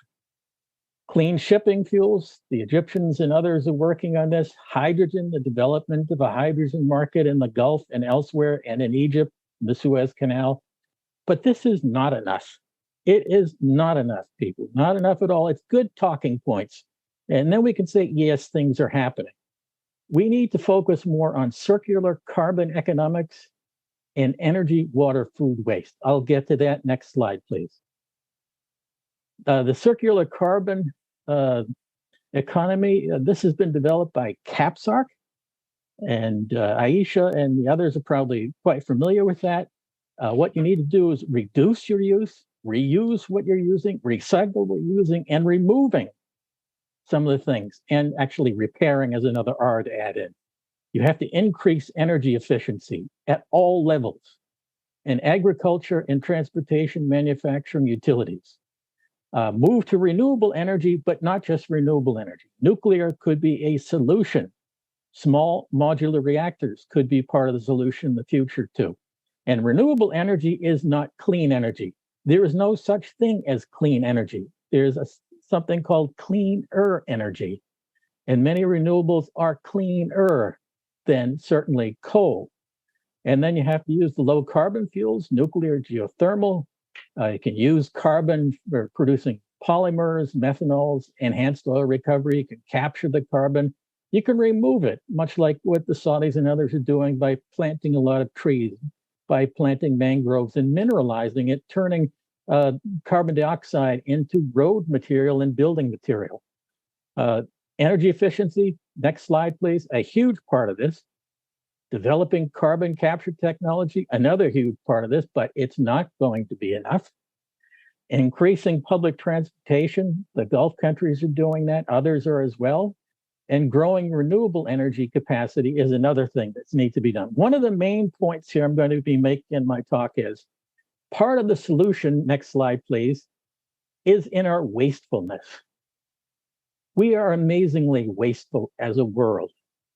That slide for energy waste is for the US. I was looking for it for Saudi Arabia. I'm still looking for it. I'd like these sorts of slides to be developed for every country in the region. We in the United States throw away and waste 68% of the energy we put into our system. And that is the case most likely in every developed industrial country, and most likely close to the case in the GCC and throughout the Middle East and North Africa. We waste 1/3 of our food in the world. In the Middle East, some countries have higher percentages.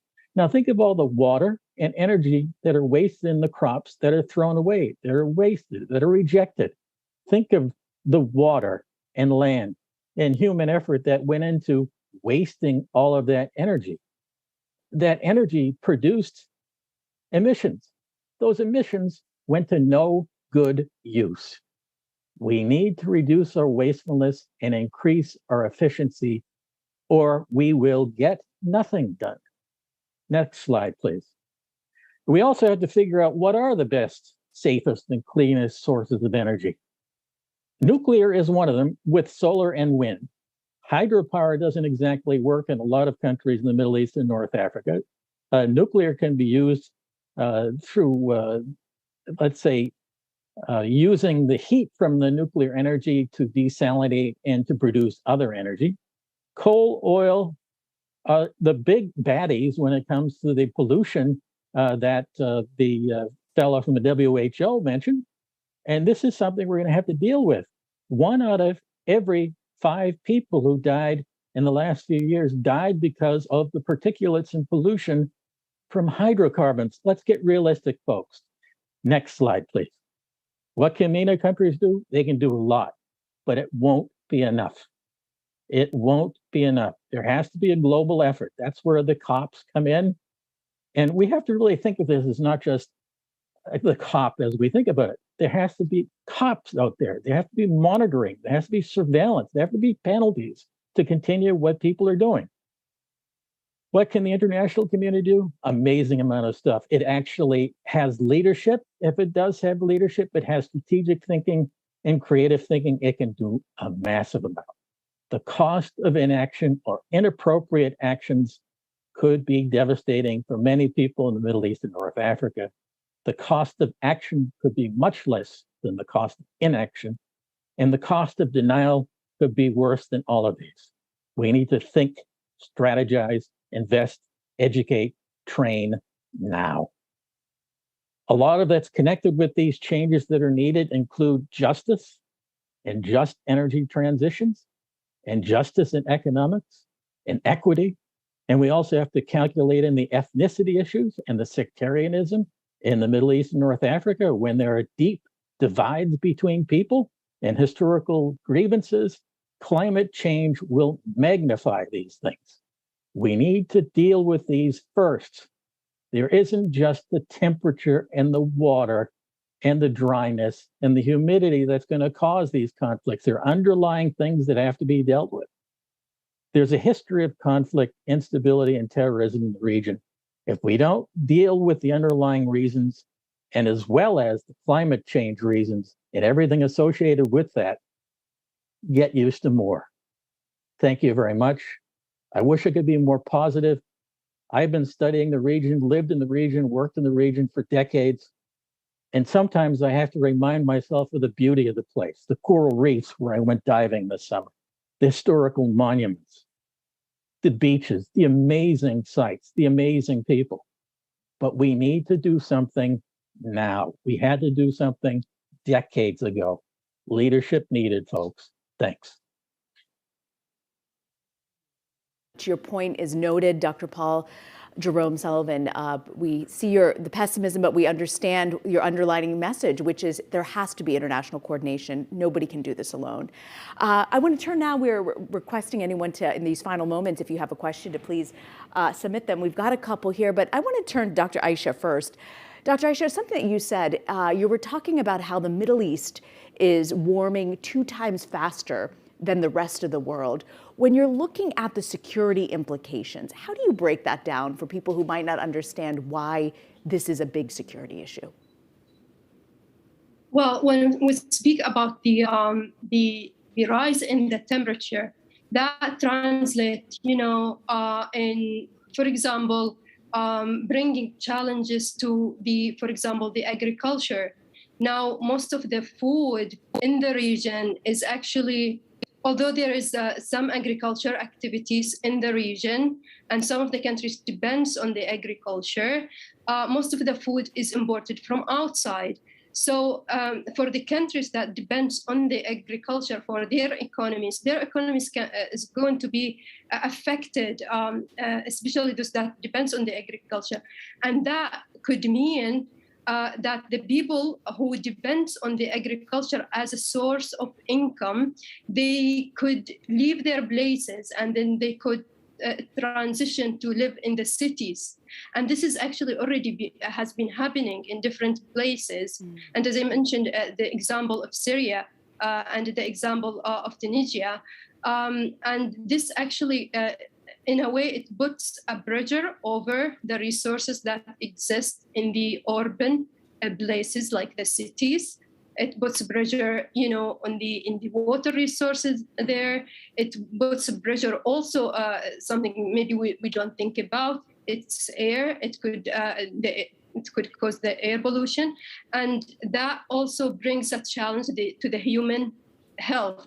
So this is something that we really need to think about when it comes to the temperature. Also, the other challenge, and this is also has been mentioned by one of the speakers, is that the workers who work outside could be exposed to those high temperature, and this the impact of the climate change and the rise in the temperature should be taken into consideration when we put the standards that protects the health and the safety of the workers who work outdoor.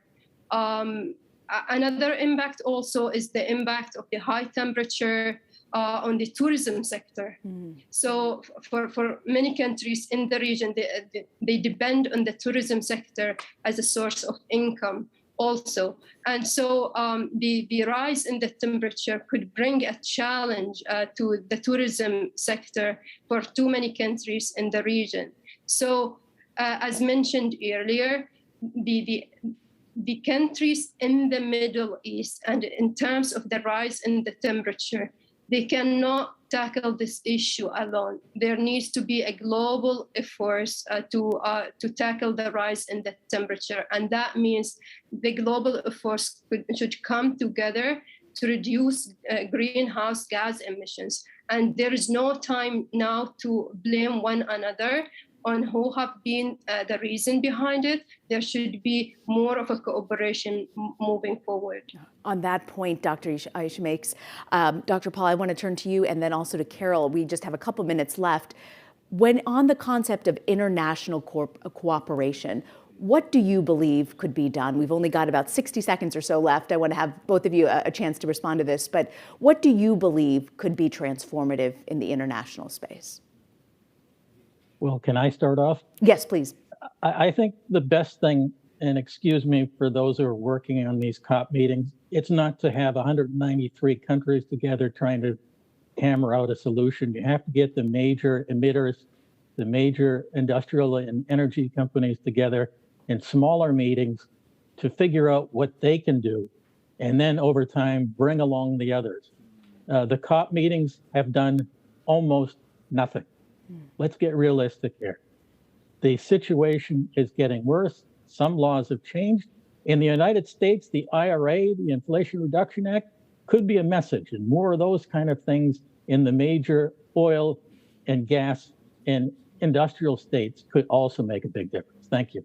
Right. Carol, I'll let you have the final word here. I think there is cooperation happening and there is progress, but to look at it, it's very hard to get consensus with the 190, right, plus countries. Mm-hmm. When you work regionally or at a basin level, you can achieve benefits that have the adaptation benefits and the mutual sustainable development benefits that allow for that sustainable energy transitions that meet our global climate goals. And I would say that there has been a lot of effort on this.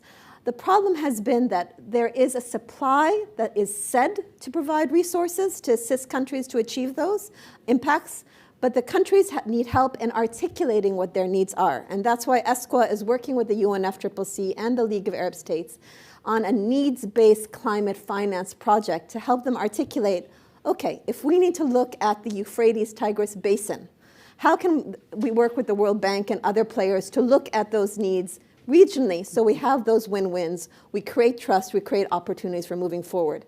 How can we identify in the Maghreb what are challenges where an interconnection might work, a road interconnection even, not only electricity, that allows for efficiency gains, and also achieve our development goals? Because climate cannot be divorced from development, and cooperation at a smaller scale of analysis, we work regionally and across countries, but even at a very local scale of analysis will help respond to the needs, avoid conflicts, and allow for us to achieve our sustainable development goals. Carol, Mazen, Dr. Paul, Dr. Aisha, I want to thank all of you for helping us take a closer look at national security, climate change, and the Middle East. Thank you, Rina. Thank you all for a great discussion. And now we will be moving on to the second panel titled Impacts of Resource Scarcity and Population Growth in the Middle East, which will be moderated by my great colleague, Dr. Christine Alexander, who is the head of Strategic Studies section at Trends Research and Advisory. Dear guests, attendees, and distinguished participants, my name is Christian Alexander. I'm a senior fellow and the head of the Strategic Studies Department at Trends Research and Advisory. On behalf of Dr. Mohammed Al-Ali, the CEO and founder of Trends Research and Advisory, and our partners at Atlantic Council, I'm happy to welcome you to this panel. The theme of this panel is focused on resource scarcity and population growth in the Middle East. The panel seeks to address the impacts of the war in Ukraine on the Middle East's major agriculture imports, such as wheat, as well as the challenges that the region is facing in terms of rising food and water demands, especially in light of the projected increase in the region's population. At this point, I would like to introduce our esteemed speakers for this panel that will run from 11 to 12 p.m. Washington, D.C. time. Each speaker has been allocated approximately 10 minutes to present, after which we will have 20 minutes of Q&A. I am live in Washington, D.C. and will be joined by 4 esteemed speakers who are tuning in to us remotely from different parts of the world. Our first presenter is Dr. Eckhard Wurz, Director of the Institute for Middle East Studies and the German Institute for Global and Area Studies. The second in line is Dr. Harry Verhoeven, who is a senior research scholar at the Center of Global Energy Policy at Columbia University. He will be followed by Hanan Sakar, who is finance and resilience lead of the UN Climate Change High-Level Champions team. And last but not least, I would like to introduce Dr. Svetlana Edmadis, who is the lead agriculture economist at the World Bank MENA region, soon to be based in Cairo. Before joining the World Bank Group, she worked as a research fellow at the International Food Policy Research Institute.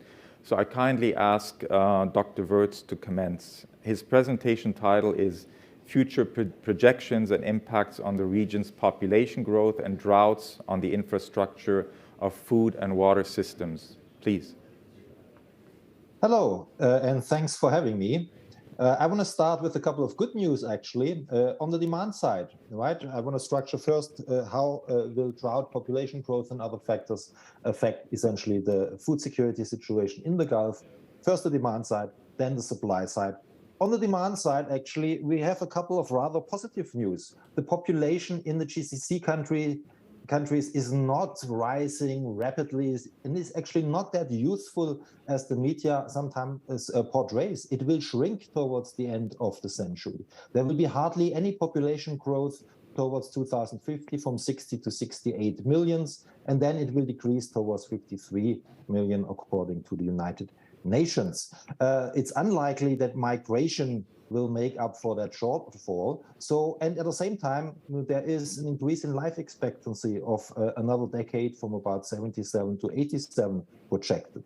So overall, we will see towards the end of the century an aging society with a more balanced population pyramid than now, that has this also very pronounced gender gap in the median ages because of the very strong labor migration. That will still exist, but is unlikely to increase from current levels. So in sheer numbers, there will not be that much of an increase in demand.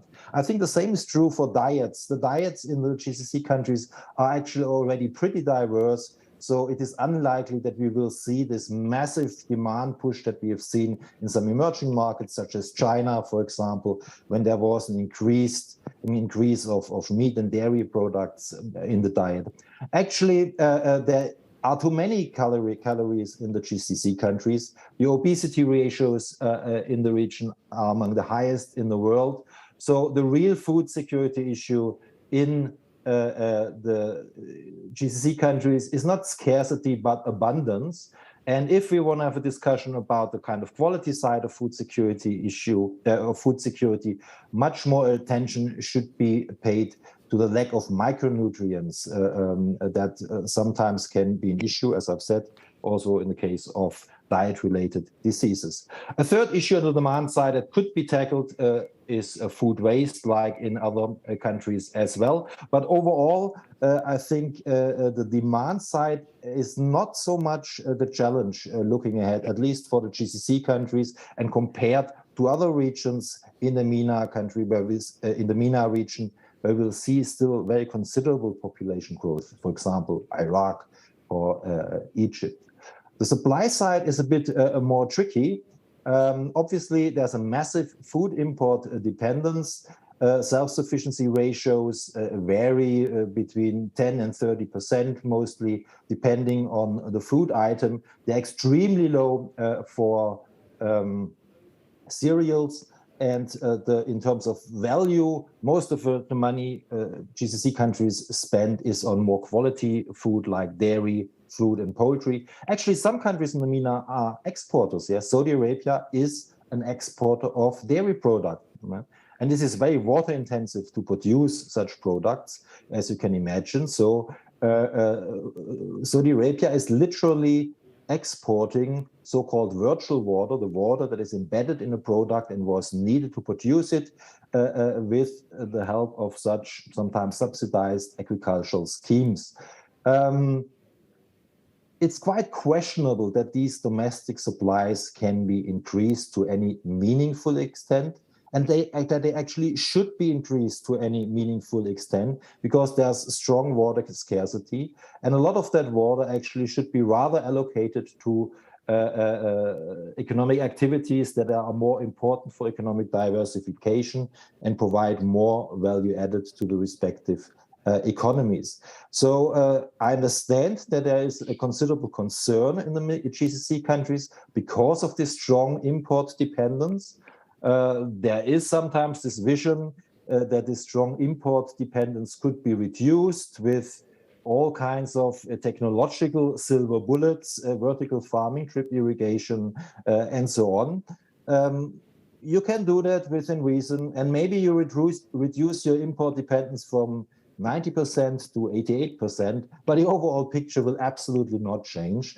So I think overall the challenge for the GCC countries will be to have a very honest discussion how this import dependence can be managed and how the very scarce water resources can be allocated in an efficient way. And in my opinion, it will not be agriculture. So agriculture maybe has a place in some areas, some vegetables, some fruit, and so on. Certainly not in cereal cultivation, and most likely also not these large dairy schemes that Saudi Arabia has, that Qatar has now also implemented in reaction to the temporary blockade that was implemented against the country. So it was also kind of a question of national prestige to fly in thousands of Holstein cows and build up or expand the dairy industry.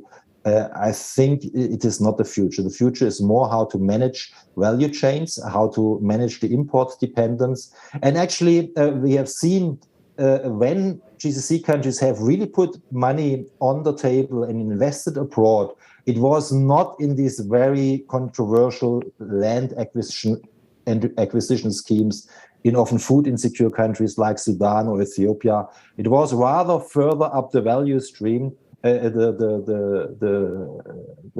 value chains or further down the value chains in food distribution and food trade. For example, Saudi state-owned Salik has taken over a majority stake in the privatized Canadian wheat board. I would expect rather such investments. Also during the COVID crisis, we have seen in the UAE that they had kind of a task force dealing with supply chains and sourcing alternative supplies on world markets. I think this is rather the future of assuring food availability.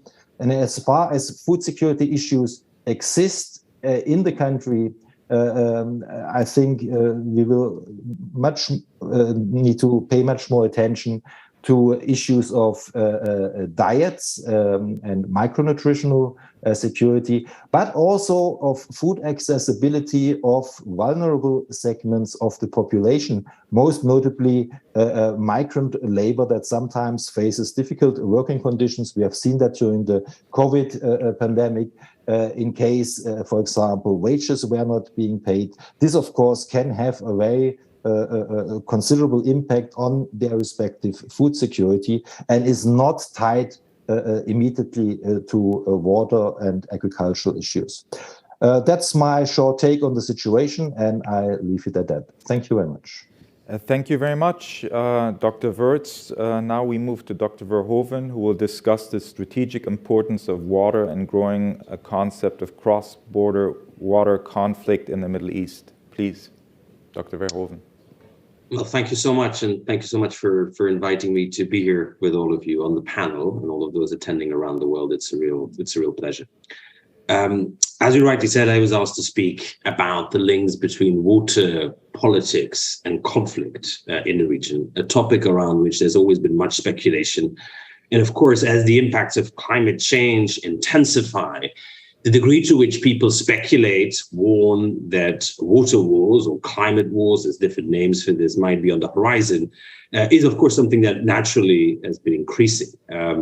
Indeed, one of the key background structural factors that influences a lot of this discourse and a lot of this pessimism around this topic is, of course, the fact that you do face undeniably in many countries of the region and within these country-specific areas, where the withdrawal ratios of what the water that's consumed and the water that's actually available are indeed quite high. Places like Iran and Iraq, large parts of Morocco, in Egypt, in Syria, in the Gulf, of course.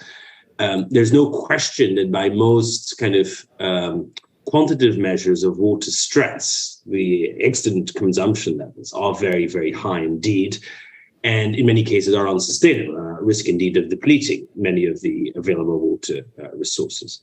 Now, as I said, this kind of structural factor has informed a lot of these warnings that have been sounded now for about 3 decades of imminent water wars or climate conflicts, again, depending on what you say, stretching all the way back, of course, to the famous words of Ismail Sergeldin, who was then the vice president of the World Bank, as well as a former very prominent Egyptian official, who famously said that the wars of the 24th century will no longer be wars over oil, but they'll be wars over water. And we see, again, that this kind of thinking is, of course, strongly influenced the way different officials within the United Nations, but also in different foreign ministries and presidencies around the world, has informed the characterization, for example, of the conflict in Darfur as the world's first climate change conflict. Ban Ki-moon in particular, when he was UN Secretary General, very outspoken on this subject. And very similarly, we see a number of people who've tried to attribute the drought preceding the civil war in Syria and its eruption in 2011 to, again, climatic factors and changing precipitation as arguably the root cause of this violence. Now, when we, however, peel away a bit of the layers of the onion and examine these claims a bit more closely, both at the aggregate level and in the cases that are often cited, like Darfur or like Syria, we find actually that there's extraordinarily little evidence to suggest that scarcity is actually driving conflict. That is to say that in the places where scarcity has increased the most, or where it is actually most prevalent in absolute terms, we do not expect this, and we do not see this. I mean, for example, in Darfur, in the western part of Sudan, in the 10 years preceding the explosion of violence in the early 21st century, we actually saw an increase in overall precipitation levels rather than a decrease. So increased rainfall, certainly compared to 1970s and 1980s, which is exactly the opposite of what we would expect to see. And very similarly in Syria, there's no question. And for example, in 2005, 2006, there was a drought. But there is no neat overlay between the patterns of where the civil war has been fought at its most intensely, where most of the combatants who we have information for were recruited from, and where that drought took place. If anything, most of the evidence of people looking at this quite closely suggests very strongly that it's the failed agricultural reforms that were undertaken in the early 2000s, the decade leading up to the war, that have been far more important in explaining why people have been willing to join the resistance against Bashar al-Assad. And of course, this in addition to all the political grievances, I think many of you know, that help explain why that insurrection happened. And again, similarly, as I said, also at the aggregate level around the world, as well as in the region, there's very little evidence that the scarcity of water actually leads to conflicts either within states or between states. Nonetheless, as I said, this discourse is very prevalent. It remains highly influential. The idea, as Eckert was also pointing out, that resource scarcity actually explains political behavior and may explain the kind of formations of institutions is something that remains very, very widespread. And this is problematic because I think, if we come to the wrong diagnosis, the idea that we'll also be able to draw the right kind of policy conclusions, of course, is a very misguided one. It's something that we should certainly be very careful about. Now, this is not to say that there is no link, of course, between the usage of certain resources and violence, but in many ways, I would argue that the kind of causal chain operates in a very different manner. Historically, of course, the way in which most people have experienced violence around scarcity issues in the region is through processes of state building. That is to say, the extension of the authority of the state to areas where historically it had not been very present. This has been the case in the historical building of the state in Saudi Arabia, in Syria and Turkey, of course, in a place like Sudan, in a place like Morocco, that as state power expands and as state officials bring more different parts of the territory into the national economy and begin making very consequential determinations about who gets to use certain plots of land, who gets to use certain quantities of water, and begin to politicize these things, that is when we see the creation of very deep inequities, very deep inequality, that in some cases indeed has proven to be a major driver of violence. But that's a very different thing then saying, of course, that because the climate is changing or because there are shifts in precipitation patterns, whether climate change related or not, this is causing violence. So it's a very different way of understanding that. And what it actually does is to highlight the importance of talking about inequality in discussions about the Middle East and North Africa in general, in particular as it pertains to water and climate. We know, of course, that the use of water within this region between different states is very different. You have a number of states where water consumption is very high, a number of states where it's extraordinarily low. And you also see that, of course, within states. I mean, Eckert already made allusion to this in his discussion about food security and the ways in which different populations may or may not be able to access different types of nutrition. It's a very similar story for water. And we know, of course, that there's a whole set of institutions, of laws, of regulations, of incentives that actively not only maintain that inequality, but in many ways encourage it, despite its potentially very deleterious effects on political and indeed economic stability. The most glaring example, perhaps, of course, is that of water use, of course, in Israel-Palestine. The extraordinary difference in the available water, the water that's available to consume for an average Israeli citizen or a settler, which is 4 or 5 times that of the average Palestinian, and of course even more so than in the case of people residing in the Gaza Strip, illustrates this very well. These people share the same environment. These are the same kind of people with the same kind of basic needs. But of course, it's discriminatory policies and laws that actually enable and sustain this extraordinary divide, which has very real world consequences. And of course, underpins a lot of the real violence that you do experience in that part of the region. And there could be many other examples given. So in conclusion, then, what I try to do in my work is to try to draw importance to this importance of inequality in a political sense, but of course also in an economic sense. The Middle East is one of the world's most unequal regions when you look at Gini coefficients, and paying more attention to that close correlation between inequalities in income as well as in water consumption, I think would be a far more important way of thinking about water and water security, one that certainly contributes much more to the actual needs of individuals, of communities, as well as of whole societies. And that means a bit, again, like Eckert was saying, stepping away from this very narrow-minded, I think very short-term obsession, preoccupation with technological fixes on the supply side, which do very little, of course, to address all the inequities on the demand side, and paying greater attention also in terms of water management, not so much to dams and irrigation canals and desalination plants, all of which have a role to play, but won't fundamentally help us get to grips with these inequalities. What we do need to get to grips with inequalities is much more and much bolder measures of demand side management. That requires political courage, that requires foresight, but I think it's absolutely essential that in a conversation like this, where we talk about population, where we talk about resource scarcity, we recenter the importance of inequality and what the factors that maintain inequality over longer periods of time with, as I said, often very violent consequences. Thank you very much for your interest in any case, and I look forward to any questions or comments later on. Thank you. Thank you, Dr. Verhoeven. Next up is Hanan Bakr-Sakr, who will talk about the impact of climate change on supply chain operations. Please, Hanan. Thank you. Good morning, good afternoon, and good evening, everyone. And I would like to thank the Atlantic Council of Trends for having me today with the esteemed guest in the room as well. I'm not so sure if there is an echo as well, or my voice is well heard. No, you're well heard. Okay, thank you so much. So I would start actually with highlighting the effects of climate change and with relation as well to the Ukrainian-Russian war. So as we're all aware, the severity of climate hazards created and will create disruptions in the supply chain, and that will interrupt production, raising costs and prices, and we have all felt this globally, and particularly for vulnerable groups, and when it comes as well to a region like the MENA region, where most of the countries are having other crises or facing other crises, and the impacts of the climate change and the pandemic, and as well as other political conflicts. So coming to the Russian-Ukrainian conflict and how it's adding to the or exacerbating already other issues, and one of them is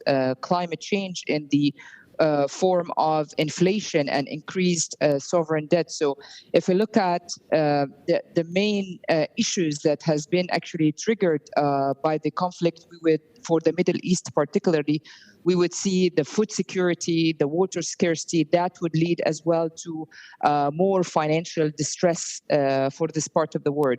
And it magnified actually three main issues for climate change: the mitigation, resilience, and adaptation. So the war has actually curtailed grains, fertilizers, energy exports from Ukraine and Russia, which increased the prices of these commodities into the MENA region. And we know that the MENA region is highly dependent on the imports when it comes to commodities, and particularly when it comes to wheat and maize and sunflower from Ukraine and Russia. So Egypt, Sudan, Libya, and Yemen, for example, are on average importing 30% of their requirements from Russia and Ukraine. Egypt, for example, 85% of their wheat imports comes solely from Russia. With the inflation prices and this crisis, it has added up to the sovereign indebtedness of the country, and we're all reading the news about the IMF loan and the challenges that Egypt are facing in this regard as well. When it comes to the GCC, they are in a better position due to the increase in the energy prices and how this actually helped with the fiscal budget of these governments in order to be more tolerant to the increase in food prices, and hence insulated the GCC populations from the food security issue. However, in the crisis of this sort, it hits majorly the vulnerable groups, and given that they tend to spend a greater proportion of their household income on food, these type of events triggers other issues on climate change, and when it comes to food security and related to agriculture as well, and water scarcity for these countries. So our region, the MENA region, is home to 15 out of 20 of the world's most water scarce countries. And due to population growth, rising heat temperatures, unsustainable water management, water scarcity problem in the region is likely to worsen as well. And while the MENA region is home to 6% of the world's population, it only receives 2% of the renewable fresh water. So water scarcity is also increasingly becoming a driver for political conflicts and migration. And Dr. Harry has mentioned that as well, that the coming war is not to be around oil, but rather on water resources. And we're seeing actually countries, for example, like Egypt having the Nile, that they are they're facing water distress by 2025 if they're not taking serious actions today for water desalination plans and filling out these gaps. So while not the sole reason for water scarcity is a climate change, but it results in less rain for agriculture and the deterioration of the quality of the fresh water reserves. And of course, as humans and the majority of this region is highly independent on hydrocarbon activities, as we continue to pump more carbon dioxide and other greenhouse gas emissions into the atmosphere. The pattern of weather and water will change around the world. So droughts will become more common in some places, floods in others, glaciers and snowpacks will disappear in some areas. And these changes will actually combine to cause less water available for agriculture, energy generation for cities and ecosystem around the world. And if we look at Pakistan, for example, it's a very the recent tragedy where 1/3 of the country now is underwater and causing them $30 billion of estimated losses. So it is becoming a serious concern. It's not climate change. It's not a luxury like others are tending to believe in. So more than half of the world's wetlands have disappeared, and agriculture even consumes more water than other sources. So 70% of the water resources goes to agriculture, and 60% of that gets wasted due to water inefficiency management systems, and there are no high-tech agriculture that are being put in place in these countries. So the irrigation system and the wasteful of use of water is drying the rivers, the underwater resources, and even the highest producing countries, the likes of the US and China as well, are reaching to their resource limits in terms of water resources. So what would be the recommendations for us in the MENA region in order to fix these problems? And to be honest as well, there is no quick fixation to damages that has already been happened. Having that, we've been abusing earth and resources for quite some time, and reversing these effects will take its course as well, which is not short. However, there is an urgent need now for adaptation and resilience investments. Having that, mitigation and decarbonization has been taking its own importance, and of course it's important. However, there has been a negligence to the resilience and adaptation investments, and how this will help the agriculture sector to resolve for water scarcity and food security, particularly for the MENA region, where already our climate is arid and will face even higher temperatures and lower rainfall over agriculture areas. The second point, of course, is leveraging and use of advanced techs, the advanced tech to save water and ensure the productivity. As of today, MENA region is not really using climate tech technology that's available in the world, either because they are not aware of these technologies, or there is no tendency of investment as these technology as seeing it as a priority. However, this is a great source to sort out for food security and water scarcity, which are major problems for the MENA region. The third point would be not particularly around climate change, but it's rather an economic strategy of diversification of resources. So it can't be that one countries are only relying on their importation of essential commodities from just one country. And the Ukrainian-Russian conflict has actually magnified this problem. And we all know by now that we need to diversify our importation and resources in the Middle East. Again, GCC is a good example to follow in terms of their importation and diversification in terms of resources. I will pause here, and we're happy to receive questions afterwards. Thank you. Thank you very much, Hanan. Our final presenter is Svetlana Edmader. Please, the floor, or should I say the screen, is yours. Thank you very much, and thank you for inviting me to participate in this very interesting discussion. I will try to bring a more sort of optimistic perspective to the conversation. I generally try to be an optimist because we always deal with problems. So, and the previous speakers were very articulate about, what the issues truly are.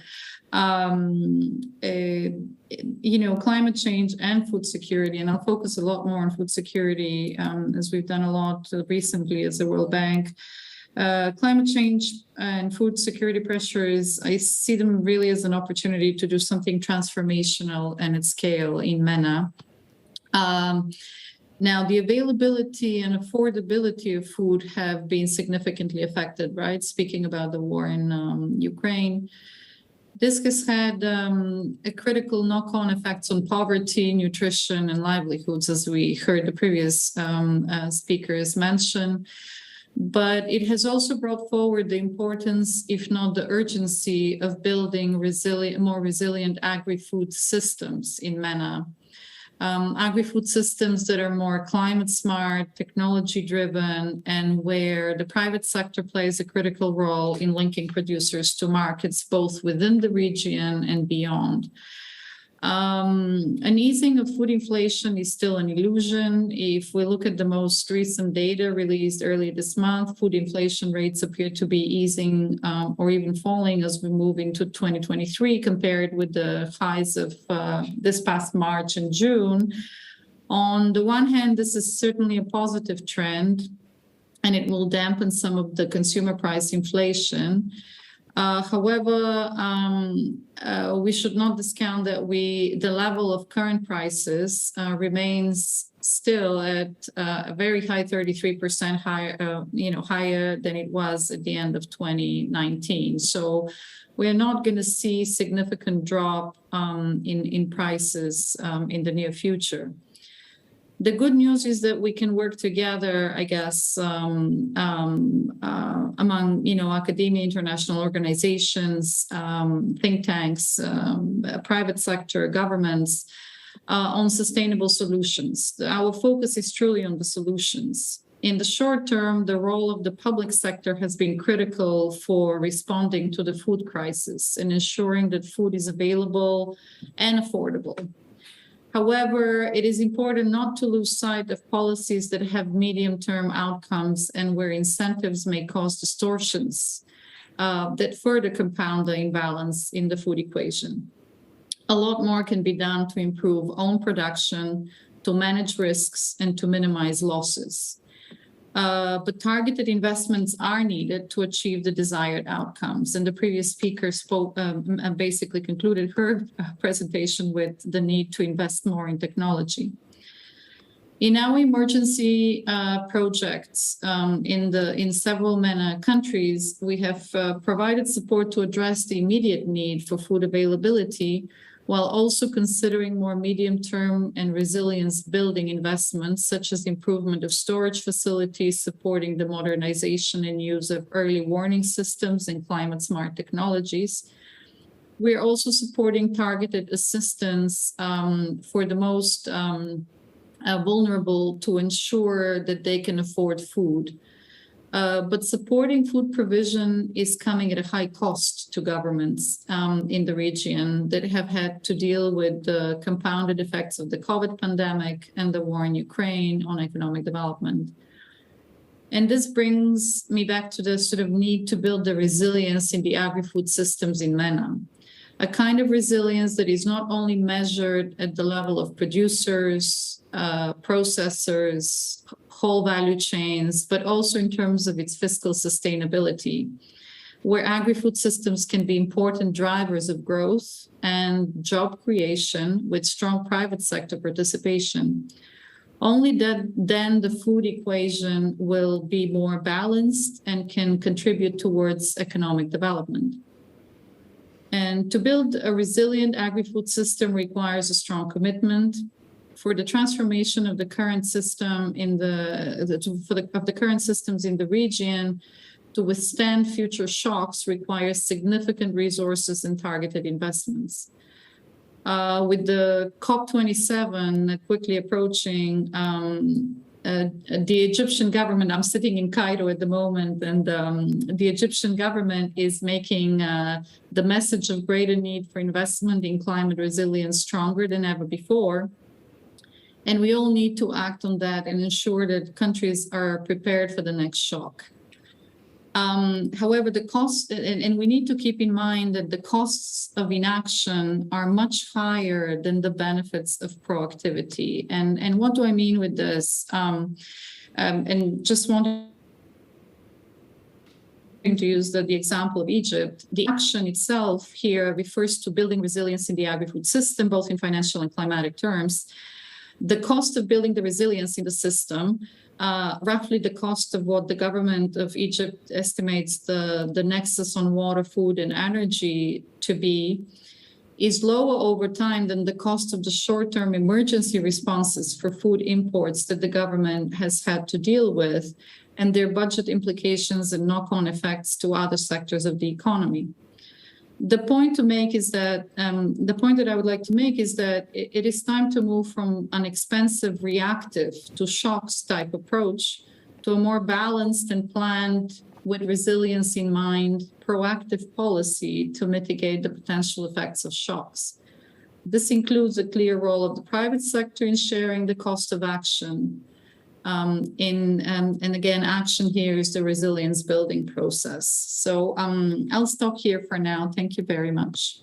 Thank you, Dr. Svetlana. We now have some time for questions. As was indicated earlier, you are able to send questions to the moderator for me to ask of our panelists. But let me start off with a basic question going back to the comments that were made by Dr. Verhoeven. I mean, you alluded to this issue of the likelihood of violent conflict or unrest being triggered or aggravated by climate change in the MENA region. But now, how does climate change as a variable or mitigating factor directly contribute to the impact of other underlying factors commonly cited as being triggers of a conflict? I mean, this goes back to the overarching question of, again, how does climate change more specifically impact the potential for conflict or unrest? I mean, we've heard from other presenters in our first two panels on this issue, but I was wondering, what your stance is on this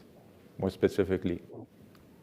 Well, thank you very much. Well, just to be very clear, I'm quite skeptical about any claims of any direct linkages. And I think most of the scholarship in the region, as well as scholarship from other parts of the world, especially Africa, is very skeptical about any suggestion that climate change, or climate changers, plural, is actually directly responsible for any violence. And to the extent that there is a link, it tends to mostly be one, as I said, that runs through the intermediary variable of existing inequalities and mechanisms of exclusion, which are embedded, as I said, in institutional and economic frameworks. It helped to explain why we see outbursts of violence in some places, whether it's in Sahelian Africa, or we see problems in places like Sudan or in Syria, rather than any kind of direct trigger by scarcity per se. Otherwise, we'd expect to see it in the most water-stressed places, given that climate has its most direct effect on the water cycle, as all of you know.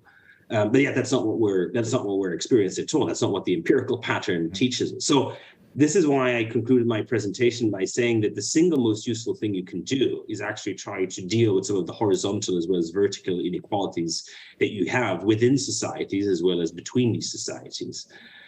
Because that actually contributes both to building resilience for a whole set of changes. Whether it's changes in supply chains that we've been discussing here, changes in the climate, changes in all kinds of other things, as well as I said, trying to mitigate some of the tensions that you get within societies. On the whole, as I said, I don't think that a climate war or water war discourse actually gets us closer to any of the solutions. Usually what it does is it gives fairly authoritarian regimes an excuse to calm down dissent or to enforce policies for which very little legitimacy exists, and in the process often to dispossess people. I mean, we've very long seen this in many Middle Eastern countries, that the claims over resource scarcity and poor management by local communities is used as a pretext, as an excuse by governments, including, for example, the Syrian government or including the Egyptian government, to take away land and water from people. Which actually is the opposite, actually contributing to conflict rather than mitigating any tensions that exist. So that's why it's important to carefully calibrate this relationship and not to fall into this kind of easy intuitive thinking, which, as I said, can actually end up empowering, I think, the wrong forces rather than strengthening the right ones. But that's my take on this. Thank you very much. Maybe moving on to a question about Ukraine in particular. Even if the conflict were to subside, critical agricultural infrastructure and equipment as well as farmland have already been destroyed, leaving key upcoming harvests in jeopardy. Besides human consumption, a substantial amount of grain production from Ukraine is utilized for animal feed around the globe. So reductions in grain supply, which account for approximately 13% of dry animal feed, will have trickle-down effects on dairy production and the availability of dairy byproducts, as well as livestock farming, accessibility of pork, beef, and other meats, only to further heighten the risk of price increases and food insecurity worldwide. So my question would be maybe to Hanan and to Dr. Svetlana, more particularly, how can this impasse be addressed by policymakers around the world? Because you often hear issues being raised about the potential for bread riots, subsidy cuts, significant increase in basic food staples, global fertilizer prices going up, and there being these underlying anti-government sentiments. So again, how can this be addressed in a more global manner from your perspective? Either Hanan or Dr. Svetlana? So thank you, Alex. I can go first on that. Actually, I think it's again the Ukrainian-Russian war is actually exacerbating some already structural or food security issues around the globe. So it's not that it's creating it, but it's rather perhaps in magnifying the current problems. And of course, if you ask from a climate and carbon dioxide emission perspective, always the meat production is associated with high gas emissions. So from a climate if you ask someone in the climate space, there will be the recommendation to cut on meat consumption. But again, of course, this will be seen by people who are in their diet are used to consuming meat and poultry.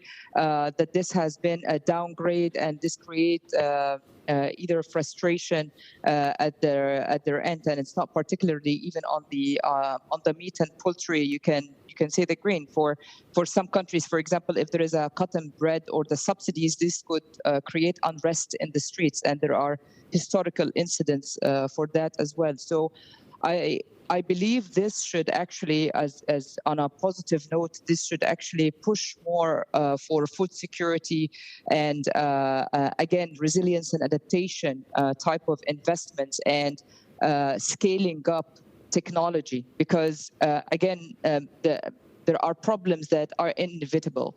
We're facing food security issues, we're facing water scarcity issues, and just the war has magnified that as any other incident. The pandemic as well has magnified many other issues as unemployment, supply chain disruptions.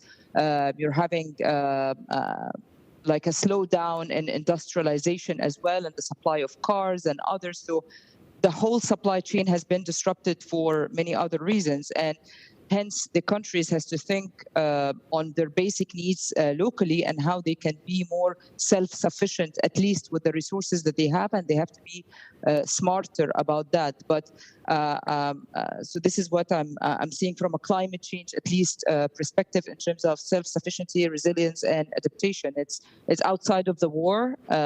We need to be thinking about how we can fulfill the local needs and what we need to cut off as well, because there are some perhaps I wouldn't say wrong habits. The dietary selection is it depends on really personal matter, but there are some bad habits as well that we have been following up in at least in the past 50 years that has been harmful to the animal industry, to our health as well, and it has negative implication on the atmosphere. So I think we need to think rationally as well in these situations on what would be in the best well-being for humans, rather than what to think of it as there would be like a political implication. Thank you. Dr. Svetlana, maybe your take from a World Bank perspective? Yeah, no, I agree with my colleague. I just wanted to sort of take this question from both the producer side and the consumer side, right? On the producer side, from what we have seen, a lot more can be done to improve the efficiency of production and distribution of food in many of the countries. There are significant losses, waste as well. So, you know, if we're going to rethink the whole food equation in an integrated way, we need to really assess these efficiency losses that could be corrected for. On the consumer side, I agree with what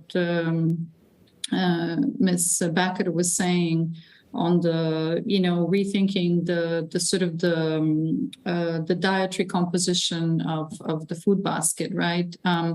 There are lots of cultural issues there. This is not something that happens from one day to the next, but certainly a lot of the consumer patterns are driven by policies and the cost of food itself. So there's some rethinking on protein sources, perhaps, and volume of carbs, etc., can be reassessed with a nutritional perspective to reduce. One of the colleagues was talking about increasing obesity in the region. On the policy side, clearly targeted social protection interventions are needed, better targeted. A lot of them are targeted, but better targeting.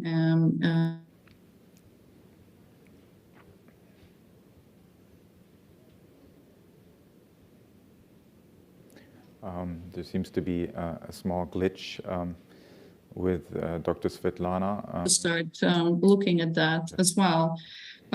They are fiscally very costly, and they disrupt the price signals to private sector. They lead to hoarding. They basically are distorting the whole food equation.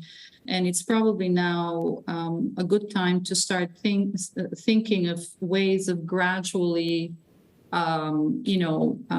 thinking through alternatives, right? You can't just remove them from one day to the next. This will simply cause a revolution, and nobody is saying that this has to happen. But there has to be a gradual approach that is more sustainable fiscally and also balanced for the population. Thank you. Thank you, Dr. Svetlana. Maybe going back to Dr. Eckert-Wirtz, I mean, you read a lot about the young population that seemingly gives unprecedented momentum to MENA's population growth. 1/3 of MENA's population is under the age of 15. Over the next 15 years, these children and adolescents will reach their childbearing years and enter the job market. Again, there's also providing quality reproductive health services to a growing number of women, which is a challenge in the region, as is the elderly population with its health burden. Going back to your presentation, Dr. Eckert, maybe you can elaborate a bit more on the issue of the young population, because you were kind of skeptical on this demographic development when you made your opening remarks.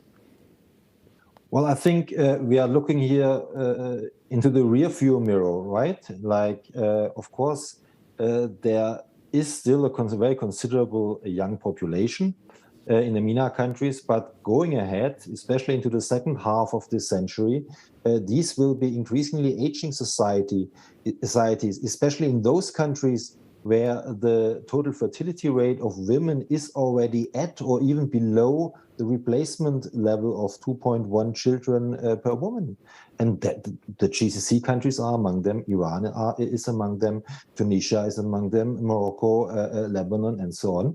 There are a few countries where the fertility rate is still pretty high, like Iraq, like Yemen, like the occupied Palestinian territories. But even there, it has gone down. We are talking about 3 to 4 children rather than 5 to 6 as in the past. We have seen a rebound in Egypt, right, where the fertility rate has come down and has now edged up again. And actually, of course, in the case of Egypt, we are talking about a very large population. So in absolute terms, that makes a lot of population growth. And actually, much of the population growth in absolute numbers in the MENA region will focus on Sudan, Egypt, and Iraq over this century. So I don't want to belittle the issue, yes, but we really have to see a bit the differences within the MENA region, and we have to see also this overall trend towards aging societies that will be increasingly felt during the second half of this century.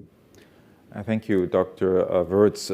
Maybe to close off this session, I would like to give each panelist 1 minute to kind of comment on, what type of green technologies, regulatory improvements, and other mitigation actions could be taken to produce a more inclusive process of political and socioeconomic reform that will better position societies in the region to withstand the interlinked and systemic impacts of climate change? Again, just as a 1-minute ending commentary from each one of you. Maybe we'll start with Hanan, if that's okay.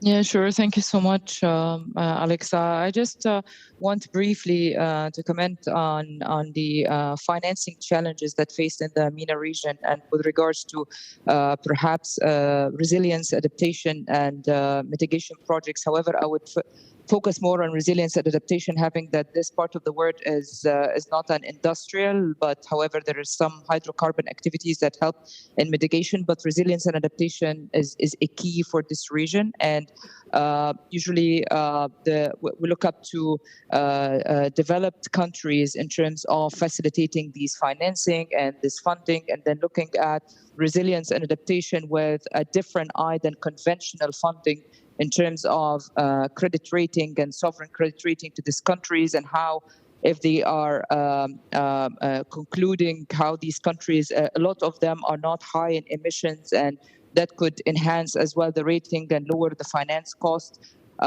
helping with funds or from ECA structures as well to facilitate funding to these countries is quite crucial now with food security and water scarcity, and it's not a luxury anymore for the Middle East. So this really, we need from north to south a lot of implementation, like COP27 is asking for. It's from pledges to implementation from developed countries to developing nations. Thank you. Thank you, Dr. Svetlana. In a nutshell.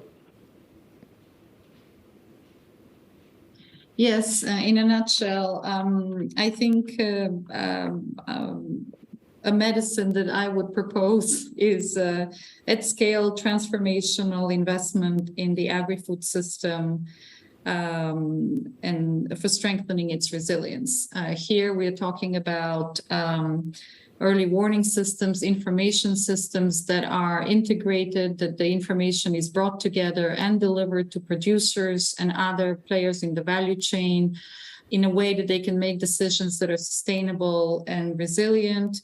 It includes technologies on climate smart technologies on farm. It includes the financial sector, what incentives are there on the private side for green finance, because we talk a lot about climate, but how much green finance actually is there that can reach the smaller producers and the ones that can be part of this transformation. So we do have to do a lot of work. We also, as a World Bank, are focusing on this, and we're hoping to be part of the solution. Thank you very much. Thank you. Dr. Verhoeven, your 1-minute take. Sure. I think what is an absolute priority is the scaling back of a lot of the very regressive both taxation and subsidy regimes that continue to exist in many different countries in the region. And as I said, that above all, redistribute some of the scarce resources in these countries to the groups that already tend to have the most and already tend to dominate in other ways. I mean, if you want to talk about building greater resilience in agri-food systems, this is absolutely essential. If you want to rationalize water consumption, this is absolutely essential this happens. Secondly, and it dovetails with a point that my friend Eckert was making, the preoccupation, almost the obsession with so-called strategic crops, or the ideas of exporting sugar or wheat or building these big cattle ranches, etc. This is a major problem, a major fallacy, and the degree to which this continues to influence a lot of very consequential decision making is highly problematic. Not only, again, because, as I said, it tends to redistribute wealth towards people who already have it, but it also ends up essentially amounting to a net export of water and of food from societies that are already quite scarce in their own right. So those kind of things really need to be tackled and are really, really important if you are to simultaneously address some of the ecological challenges, as well as some of the deep inequalities within and between societies. Thank you, Dr. Verhoeven. Maybe a few last comments from Dr. Wirtz, if you don't mind. Yeah, when Winston Churchill was asked about a definition for energy security, he answered, diversity of supplies, and security of transportation routes. I'm from Germany, a country that hasn't heeded one part of the definition by relying 55% on natural gas from Russia. The same applies to the GCC countries, right? The future is management of import dependence. You cannot escape that. Forget about these technological silver bullets for the domestic agriculture. You don't have the water. And I also would take these announcements of often very controversial agro investments abroad with a pinch of salt. Look, 15 years after you have announced them, they have only brought you bad press and they refuse to show up in your trade statistics. Your food is not coming from Sudan or Pakistan or Ethiopia, at least not the large bulks. Okay, Pakistan, basmati rice is a bit of an exception. So you can invest there for developmental reasons, but I think managing import dependence is clear. Your main suppliers continue to come from the usual suspects in established agricultural export markets. Some of them newcomers like Brazil and so on. So I think that is the future. Thank you very much. I would like to thank all of our panelists for their very insightful comment and analysis, and this ends this session for now. Thank you, Dr. Christian, and our esteemed panelists for an excellent discussion. Now we'll go for a lunch break and we'll resume at 1:35 p.m. Thank you. Welcome back, everyone. It is now my great pleasure to introduce our second keynote speaker, His Excellency Dr. Sultan Ahmed Al-Jaber, UAE Minister of Industry and Advanced Technology and the UAE Special Envoy for Climate.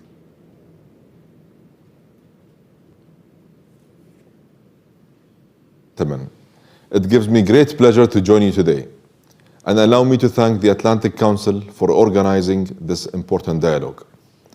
With the next two COPs set to take place in this region, this is an ideal platform to address today's topic of finding smart solutions to key climate challenges. Ladies and gentlemen, as the global community faces the deepening impacts of climate change, the MENA region is no exception. In fact, our region has been living with the risks of extreme heat, desertification, and water scarcity for decades. At the same time, we are also showing leadership in our resilience and our proactive response. We are embracing the future, adopting technology, and using the sun to our natural advantage. Clean energy investment in the MENA region has grown over 4 times in the last decade, and renewable energy capacity is expected to double in the next 5 years. The UAE was one of the first countries in the region to see the potential for solar power, not just as a clean energy source, but as a pathway to new knowledge, skills, and jobs. Our leadership began investing in solar power 2 decades ago, and today the UAE is home to the largest and lowest cost solar plants in the world.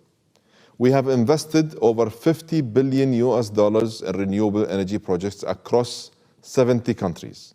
We have ambitious plans to expand our global renewable energy footprint to beyond 100 gigawatt by the end of the decade, stopping with renewables.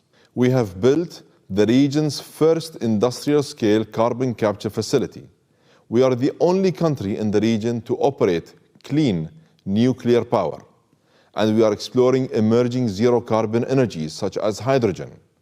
And as the first country in the region to launch a net zero by 2050 strategic initiative, we will continue to work with all our partners to seize economic opportunities of the energy transition.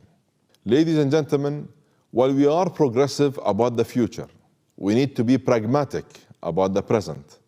While wind and solar is the fastest growing segment of the energy sector, it still represents only 4% of the global energy mix. We cannot ignore the current realities of energy security. Therefore, as a responsible and reliable suppliers of energy, we will maintain investment in the production of hydrocarbons while ensuring they remain the least carbon intensive in the world.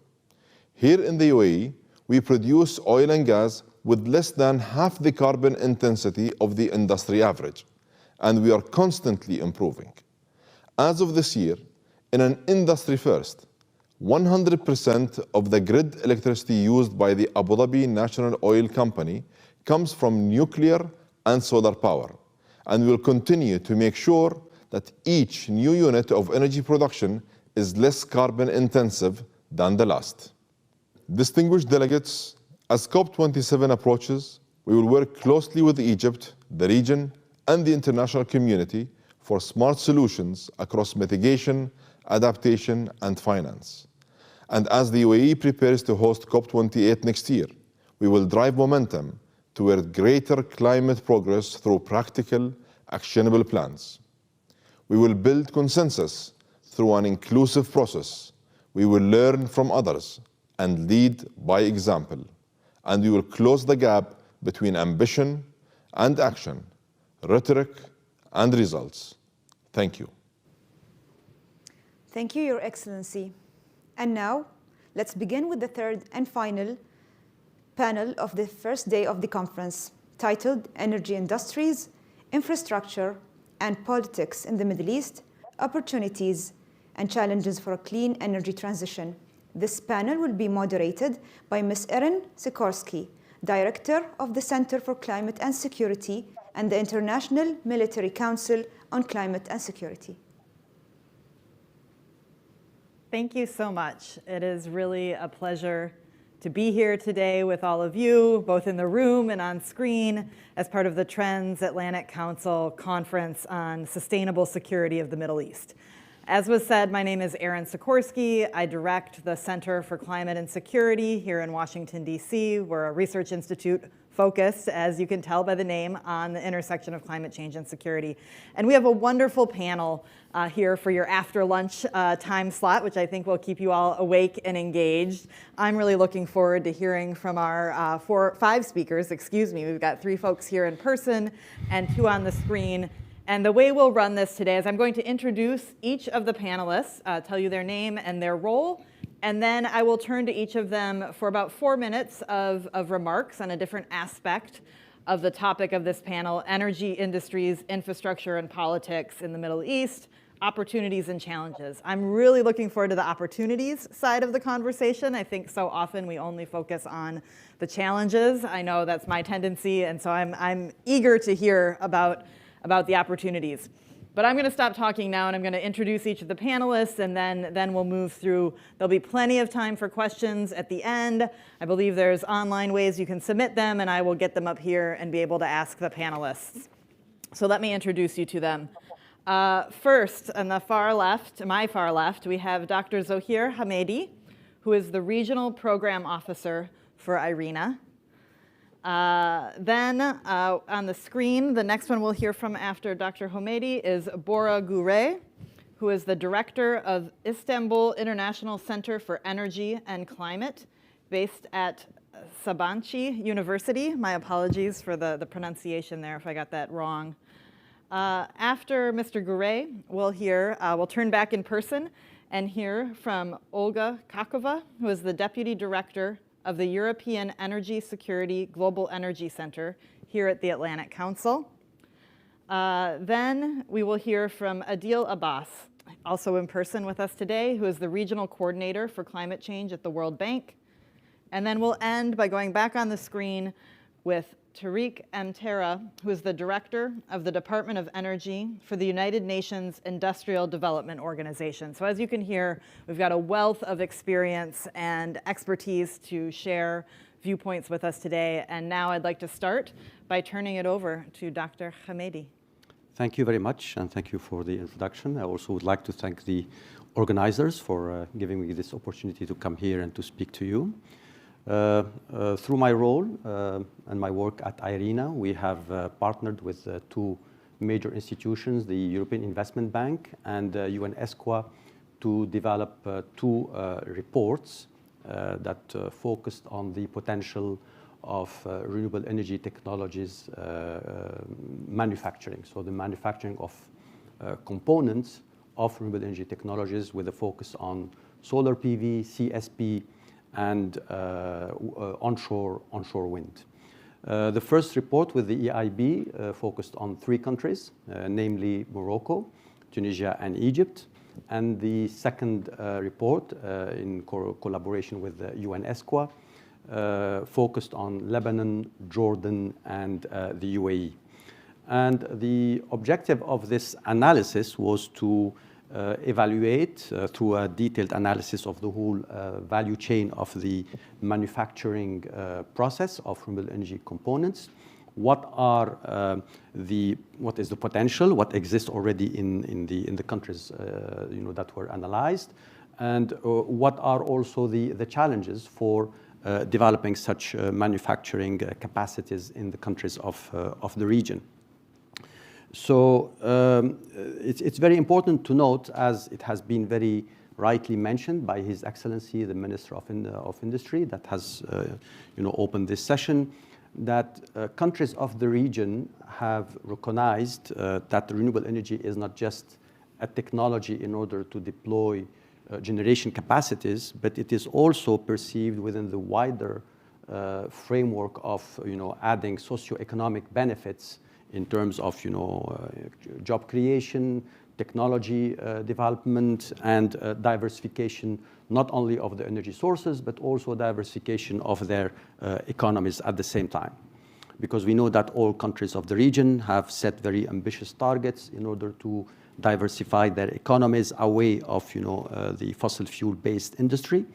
And it is within this perspective that we can see that there is a huge potential for the manufacturing of renewable energy components in the region, especially that if we look at the solar potential in terms of resources, there is such a huge potential that could be used for putting in place ambitious industrial policies to deploy industrial capacities.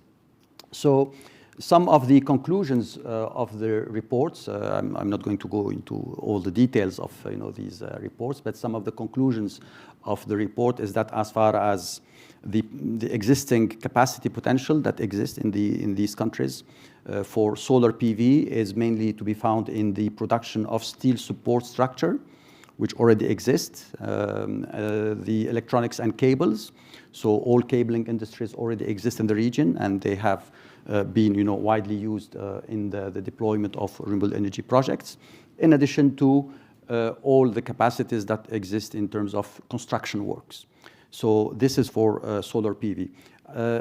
Similarly, for CSP, we also have identified that the potential exists now in terms of construction structures, grid connection, cabling also again, and in addition to the mounting structures.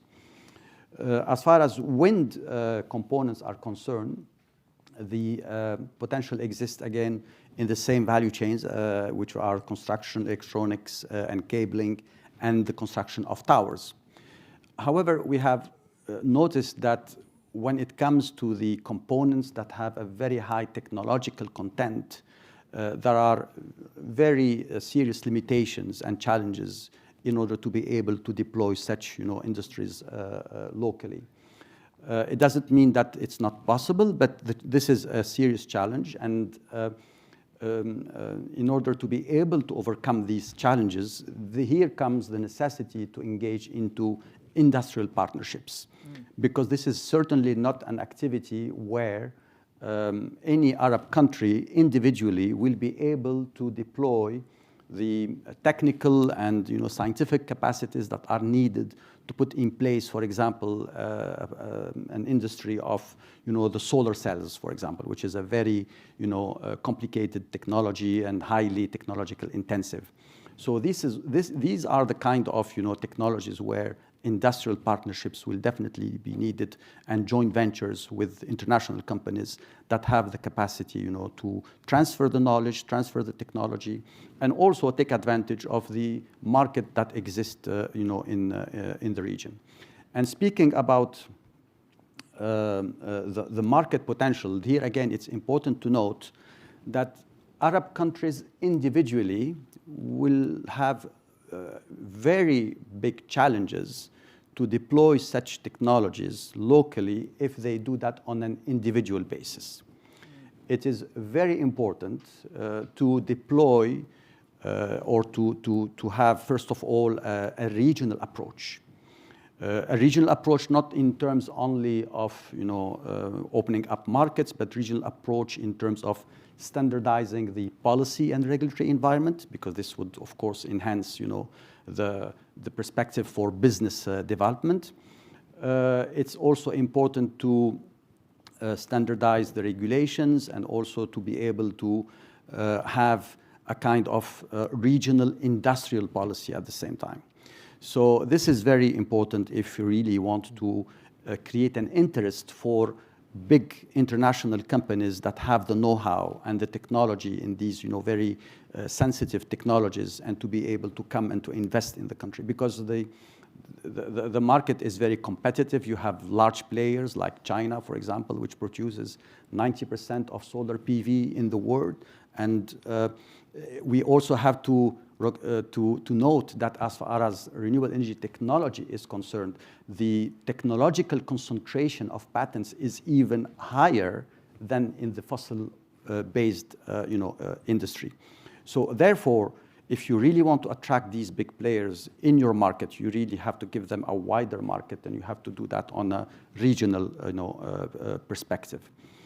Another recommendation that we have also set in our reports is that you have to set also ambitious renewable energy targets.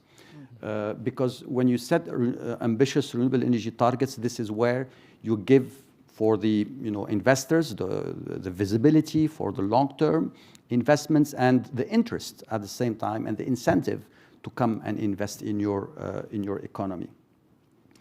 But these targets, they also have to be put into not only, again, I insist on that, not only on the national level, but there should be more and more work and coordination that is done among Arab countries, and to integrate their renewable energy targets within a wider regional perspective. And you have already an energy strategy, an Arab sustainable energy strategy that exists, 2014, 2030. I think that the Arab countries should coordinate more within the framework of this strategy, and to make sure that they can together, develop a renewable energy technology and industry. I'm going to interrupt you there, if that's okay, because I think you've given us a lot to start on. Give one last point. They told me to be a strict moderator, so I'm following instructions. But we'll have time in the questions. I think you brought up a couple important points. One about co-benefits, making sure that those are highlighted, and the importance of cooperation and regional partnerships there. So thank you, Dr. Hamedi. Let's turn it over to the screen now, and let's hear from Mr. Gouret about the transformations of major energy-intensive industries as they try to align with sustainability goals, which I think is a key challenge. Mr. Gouret? Thank you. Good afternoon there. It's a pleasure for me as well to be with you, and thanks to the organizers for the invitation. I have a few slides. Is it possible to show them? No, I'm being told no, unfortunately, that we're not able to show the slides. Okay, then I will also try to be very strict in terms of time, and I will try to finish in 5 to 10 minutes. Great, thank you. As you said, the topic from my side will be the decarbonization of the industries, and what role is foreseen for the industrial sector in the energy transition, clean energy transition, to support a more sustainable future for all of us. Let me start with some numbers to indicate the importance of the industry in the overall energy system, energy consumption, and emissions in a global context. First, industry overall, all industrial sectors, they represent about 40% of global final energy consumption. Industry is one of the most energy consuming sectors in final energy demand, together with transport and buildings. And its share is increasing, actually. Back in 2010, industry was only representing 1/3 of global energy use. Now, as I said, it is almost 40%. And the main reason behind this increase is increasing industrial output, industrial production, and which is based on mostly on heavy industries, energy-intensive industries, to serve the needs of the rising population. The second takeaway from the global picture is the mix of energy supply for the industries. What fuels or technologies are being used to serve the energy needs of the industry? As you may imagine, mostly fossils, about 75% of the industrial energy demand is met by fossil fuels, mostly coal, gas, oil, but mostly coal. And the remaining is about 20 to 25% is from electricity and from direct use of renewables, direct use of geothermal energy, direct use of solar energy for heating purposes. And as a result, if we come to the industry in global emissions, industry sector overall represents roughly a quarter of global emissions due to its energy intensive structure and due to the fact that the energy supply of the industry sector is still dominated by the fossil fuels. And the challenges, as we all know, to support a net zero emissions pathway, which should be supported by policies, markets, investments, innovation, and technologies to save the planet. So the key enablers for the industry to switch from an energy-intensive structure to a less energy-intensive structure, to switch from a fossil fuels-based supply mix to a more sustainable supply mix, and to switch from a less efficient structure to a more efficient structure will be electrification. Of course, if this electrification is based on clean energy supplies, mostly renewables and others, and direct use of renewables where possible, especially for some heating levels where high temperature is not required. We have sectors like that. So it's possible to expand the use of solar energy and geothermal energy as heat sources to serve the industrial demands, and energy efficiency for sure. And of course, we will need in the future more advanced, what we call as near zero emission technologies, like hydrogen and like carbon capture and storage technologies, which are not in the market yet at a commercially available scale. But we are optimistic that these technologies will be with us in the near future, and this will be part of the solution, the opportunity to transform the energy-intensive industrial sector to a less energy-intensive, more productive one. And some enablers, as I said, will be energy efficiency. The world needs to improve energy efficiency at least by 1% for the next 10 years. And energy supply mix should benefit more from electrification. The share of electricity, for example, should increase from 20% to 30%. And as I said, we should expect more hydrogen applications and more carbon capture and storage applications. And this will require a massive investment in the industrial sector. I believe the IEA's, International Energy Agency's net zero emissions report and the scenario provides very good insights and directions on how to allocate this massive amount of investment into the industrial sectors. And the key success factors will be the policies. Policies should direct the industries to use energy more efficiently, to improve the use of renewable energy sources. Could be some market-based mechanisms like carbon pricing and others. could be incentives for further efficiency improvements.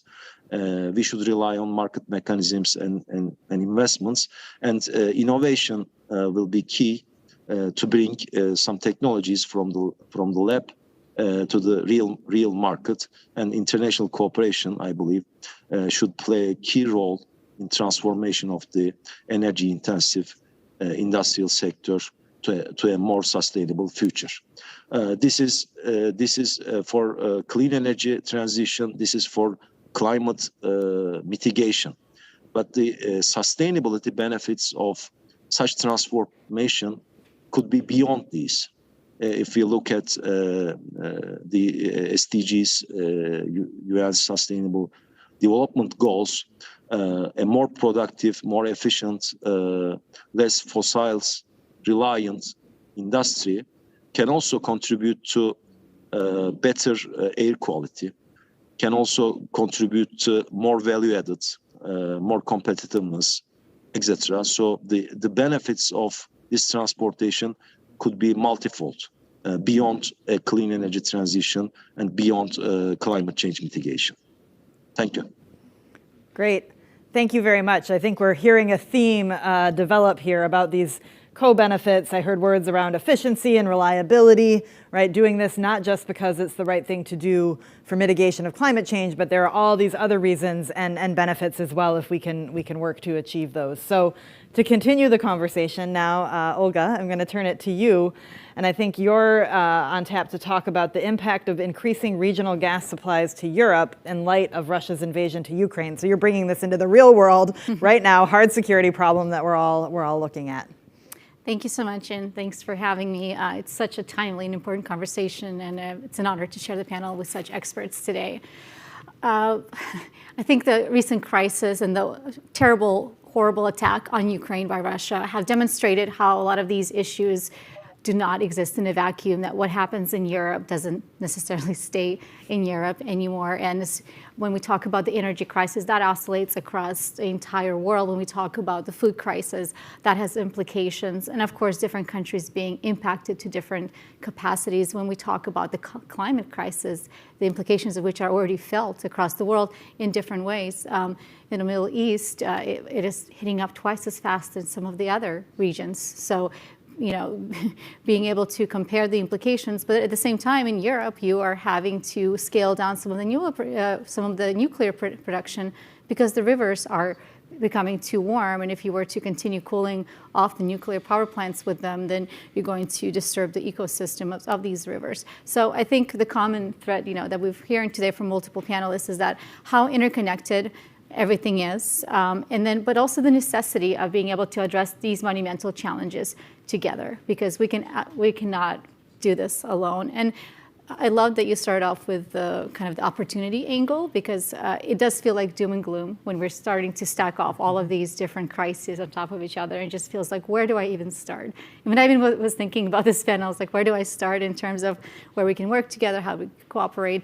But I think in terms of, you know, the clean energy technologies and scaling up those markets, getting them to bankability, you know, you talked a little bit about some of the renewable energy and wind and the supply chain there. I mean, that's such an important area as the region looks into scaling up solar, wind, as we look into the future of natural gas, but also expanding the hydrogen production and making the existing natural gas investments hydrogen ready in the future, just thinking about that broader plan. I mean, that's another huge area of cooperation.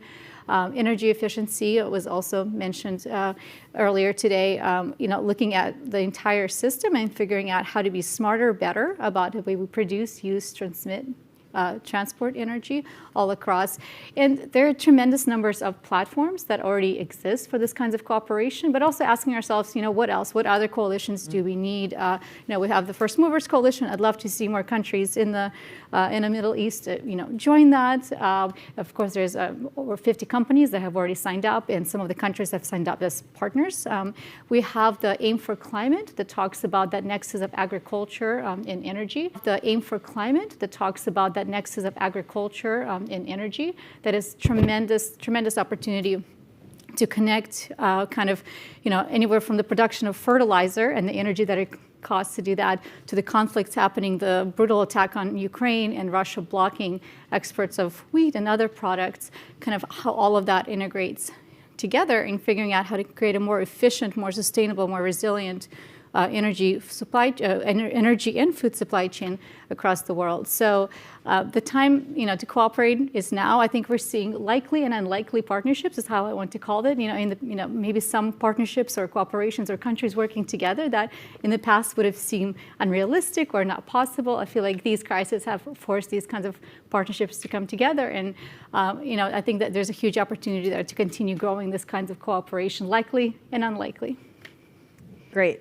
Thank you so much, Olga. And again, you reemphasized the cooperation, and you also noted something that I often think about when I think about climate change. It's reshaping the landscape and the baseline. And so it opens opportunities for, as you said, new partnerships, things that people thought were unthinkable maybe just a few years ago. So I think that's a really good opportunity to focus on. Now I'm going to move over to Adil to talk about challenges. I know I said I want to talk opportunities, but we also have to talk challenges. We have to be realistic, right? So what are some of the challenges to the energy transition in the Middle East and North Africa? Let me start off by thanking the Atlantic Council for the invitation. It's really a pleasure to be here among esteemed panelists. I have a very, very quick presentation that I hopefully would be easy to follow in terms of the conversation. And I think on your question, I wouldn't dwell too much on the challenges, but I will start off from there. And then we will talk about some of the ways the bank looks at some of these energy transitions and how can we overcome some of those challenges. So like you were saying, if we put some of these challenges from climate perspective, not just mitigation but also adaptation, it's a very long list, and climate change is a threat multiplier. And the question is, where do we start? And we all know the challenges. We all know the huge fossil fuel dependency of the region, the diversity of the region, the fossil fuel exporters, the fossil fuel importers, and the fragility that the region brings.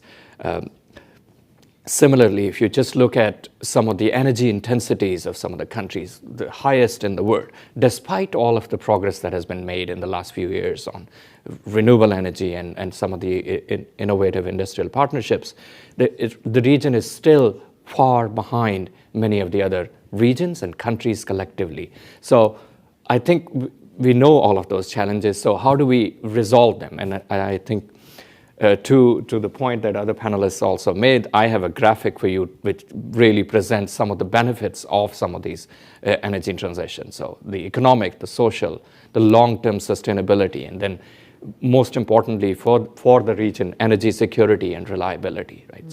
So there's a lot to gain for these countries in the region to move orderly in that low carbon pathway. And that is why at the bank, when we look at these transitions, we don't just look at a sector or energy itself.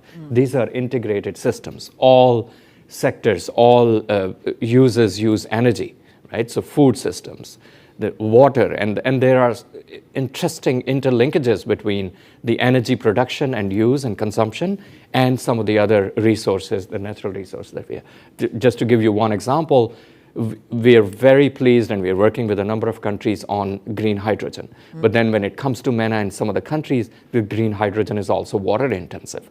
So we have to look at some of those integrated systems and how they come together. But we want the governments to look at and take the whole of economy approach to some of these challenges and these transitions. Zooming in on energy transitions, we don't just think that it's an energy systems transition, it's a lot of other sectors, especially transport and low carbon mobility opportunities. What we have here is really a part of what World Bank developed as the regional action plan for Middle East and North Africa. And on energy transitions, there are a number of activities that we have prioritized going forward, working with clients on upstream engagements, analytics. Some of you may be familiar that the bank has committed to developing country climate and development reports in all of the countries in the Middle East, North Africa as well. We have already started working with a number of countries on climate smart transportation policies, the grid integration, the new technologies, and how do we bring them to life as well. As part of the plan, I wouldn't go into the details, we have committed specific numbers to investments, about 10 billion in the MENA region, balance adaptation and mitigation, and develop some of these diagnostics early on so that these countries have the information to plan their energy transitions in line. And then the bank has also made an extensive commitment on aligning all of our financial flows with low carbon pathways and resilient pathways as per the Paris Agreement. So that's just a snapshot to how bank is committed to some of these transitions. Some of the messages just to leave you with is when we look at these transitions, we really, really feel that you can't just look at a project. You really have to look at policies and structural reforms.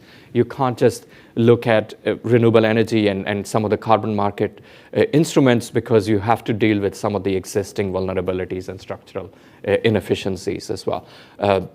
Technical and non-technical losses that happen across the grid, the private sector partnerships that the countries can develop, explore new climate-related fiscal reforms and tax, and in countries that really can afford to look at them as well.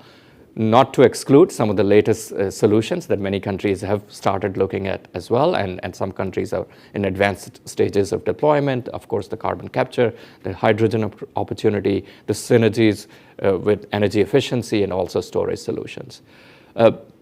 We often also overlook it's the other side of the challenge, some of the large oil and gas producers. There is a huge opportunity still, and it's really, if you look at how much countries like Iraq can save in terms of billions of dollars if you just capture the flared gas and convert that into renewable energy, or into energy that could really be used to power industries and sectors. It's really, really massive in terms of those opportunities as well.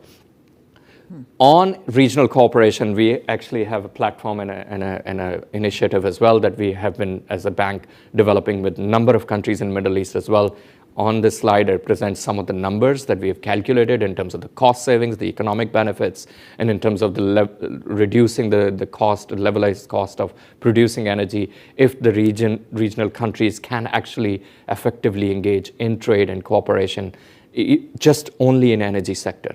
And then, of course, there's a lot more that you could do in terms of transport, interconnection, etc. as well. So there's a lot that countries can gain in terms of economic and financial, and also social benefits from this cooperation.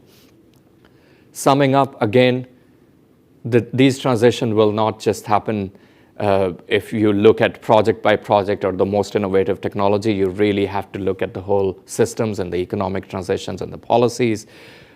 While renewable energy is great and the region could and has strong potential, the countries really need to look at some of the existing assets and how do we decarbonize them and what are the advantages.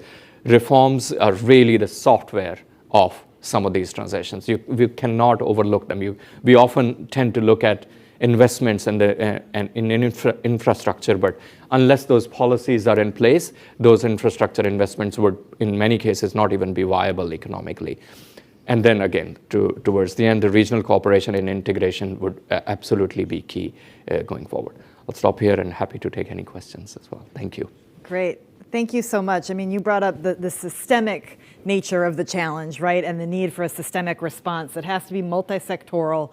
I think about breaking down silos, right, between different sectors and bringing them together to make sure you're not creating a new problem over here while you're trying to fix this problem back over there. I think that's so critical. And I think that leads us to our final speaker, Tarek, who is going to talk about the impact of renewable power generation on urban infrastructure, transport systems, and electricity grids. So Tariq, over to you. Thank you, Irene, and it is really a pleasure to be here with you, and thanks to the Atlantic Council for the invitation.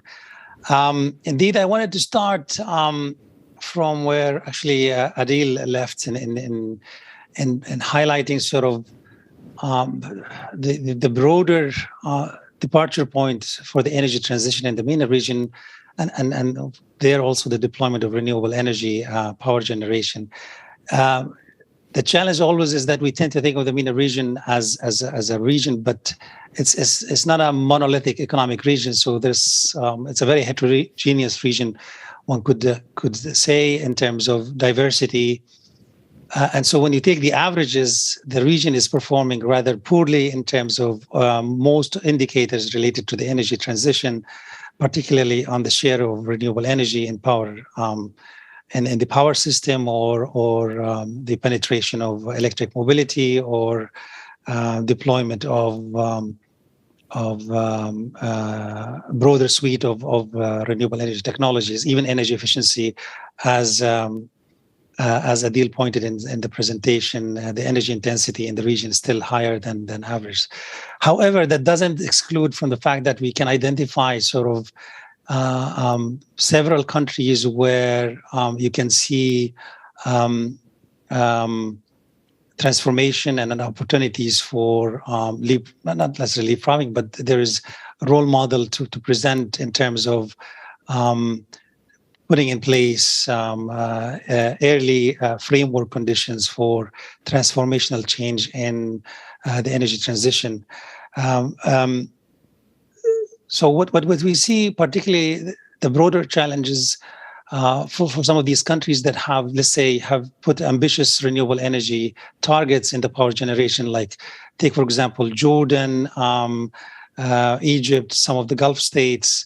What we have noticed, Morocco, what we have noticed is that a parallel transition of the grid and distribution infrastructure has not gone in pace with that ambition. So in the last 2-3 years, we have seen that some of these countries have actually stagnated in pushing the agenda of renewables because the grid infrastructure is not keeping to pace.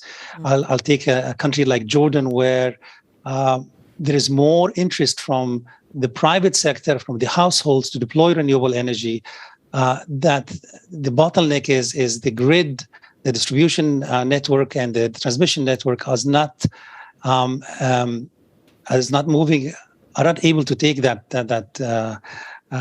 electricity. And there is two issues. One is, of course, the deregulation of the infrastructure. The power system has not gone the full mileage. So many of these utility companies are still straddled with old debts, public debts, that they are not able to deploy new assets and advanced assets, what's called smart grid solutions, to absorb a higher share of renewables. So there, I think perhaps other countries like the Gulf region are better equipped to do the layout of infrastructure assets to absorb a higher share of renewables. The second dimension is on the mobility, and let me speak here a little bit, is that the penetration of electric mobility hasn't gone at a pace where you have seen in other countries, because also the cities and the infrastructure to do charging infrastructure is not fully developed in many of these countries. We and UNIDO, we are working with a number of countries in the MENA region, particularly Jordan and Tunisia, to enhance the framework conditions for greater uptake of electric mobility, is not only for private vehicles but also for public transport. And there the main bottleneck is again to do with infrastructure elements, utility and municipal capabilities to invest. We have to take into account that municipal governments in the region are not autonomous as we have in Europe. So the fiscal decisions of municipalities are not in their power to deploy, to borrow from capital markets and deploy infrastructures. So that there's a systemic problem that challenges municipalities to transition unless the national governments are come in and deploy large infrastructure projects like what we see in terms of Egypt and Saudi Arabia for the deployment of public transport, electrified public transport like trams and networks. So these could ease also the pressure in terms of and accelerate the shift toward electric public and private mobility. But again, this comes with huge commitment from the national government toward public sector investment. Finally, I wanted to make one final comment, because we do actually a lot of work on industrial decarbonization across the MENA, globally, but also in the MENA region. And I think the MENA region has what I would call a locational advantage, but not all of it. I mean, actually across the MENA, for the deployment of advanced decarbonization technologies for the hard-to-abate sectors like steel and cement. And we know that these sectors are growing in terms of demand for commodities in the MENA region with the increase in infrastructure investments and requirement. So steel and cement and fertilizers and a few other strategic commodities and petrochemicals are sectors that are difficult to decarbonize. There going to be a growing production of these commodities in the MENA region. The MENA region is well positioned to deploy what is called advanced decarbonization technologies for these sectors, because you have to rely on a very limited technological pathways for decarbonization, either carbon capture, utilization and storage, or hydrogen, green hydrogen. And so there is a locational advantage that the MENA region can tremendously benefit of in terms of synchronizing the growth in these in the new investment in these production facilities and preparing the infrastructure required for the decarbonization. These, because these are long-term processes, we have to get them all synchronized. Otherwise, we miss the boat. So if you are bringing iron and steel production capacity in 2030, you have to think today of also the decarbonization infrastructure for these industries today as well, to be able to hit the target 2030, to be able to decarbonize 2050. So if you don't do that synchronization today, you miss an opportunity. Again, so the Middle East or the MENA region broadly has a locational advantage. I don't see the governments are seeing the opportunity, leveraging the opportunity, the right sort of the full scale. We see projects, but not thinking strategically on how to leverage that opportunities to combine these synergies together. I think I'll stop here. And back to you. Great. Thank you. Thank you so much. You brought up a really important, a lot of important points, but one that I heard in there that I scribbled down here was that while we need a regional and global approach, and we need that cooperation that everyone has talked about, we also have to understand the local context of where we're deploying these solutions. Otherwise, there will be a mismatch there. I think now we have plenty of time for questions from the audience, from those online and those in the room. I think they're going to magically come to me on this little iPad right here, but I actually wanted to take moderator's privilege to ask the first question. And Tariq, you already answered this a little bit, but I want all of you to think about 10 years into the future, so around 2030. And if some of the solutions or opportunities that you all identified today were seized in the region, what would look different 10 years from now? How would the region look different?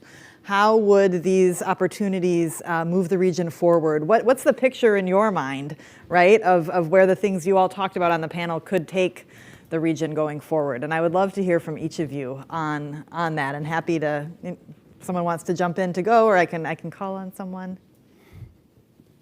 Thoughts? Ladies first. No,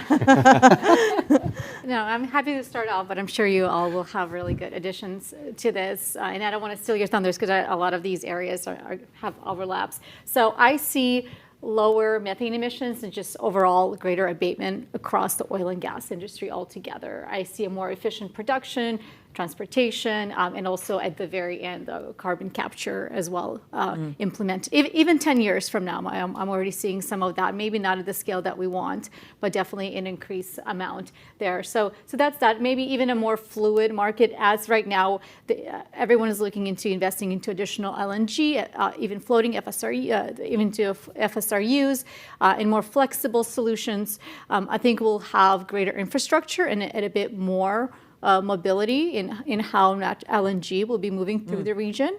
We'll probably have a few more projects either coming online or about to be invested, reaching FID.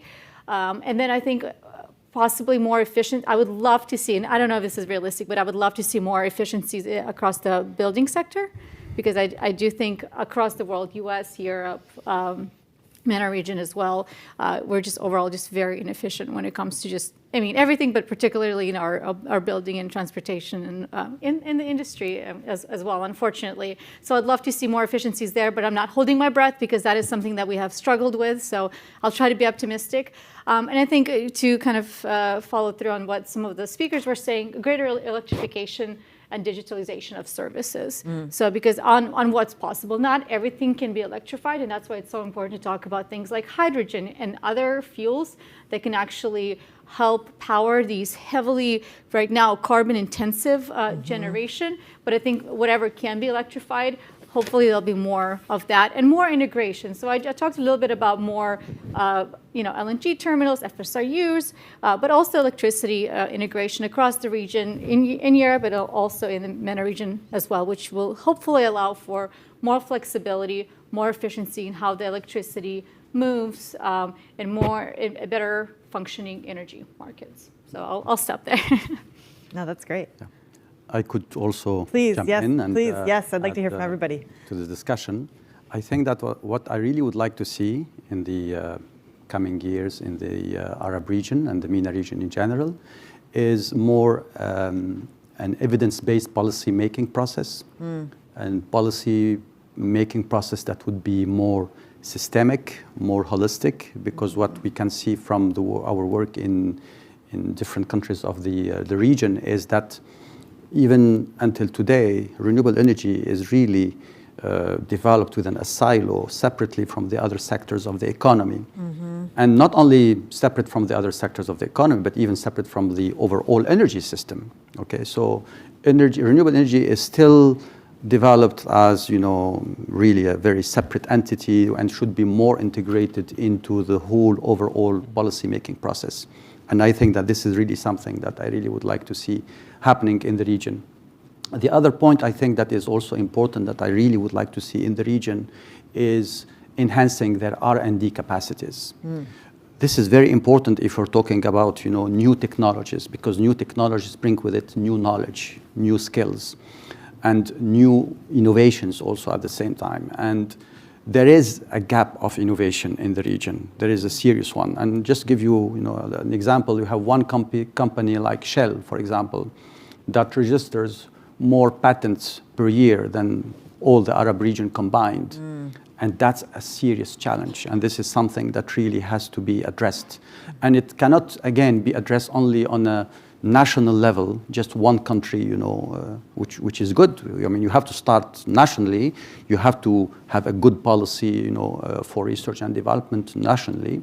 But you need also to, bring all the regional capacities together, and to unionize all these capacities together in order to be able to fully deploy and develop your R&D capacities. You have also at this level, if we're going to talk about R&D capacities, look how much are Arab countries investing in terms of spending from their GDP for R&D. The region is below the global level of 2% of their GDP for R&D, and this is a serious serious challenge. You have a country like China that invests something like 3.5% of their GDP, in R&D. Japan is even higher. Japan is around 5%, I think, as far as I remember. So these are, because R&D, this is where we are going to enhance your innovation capacity.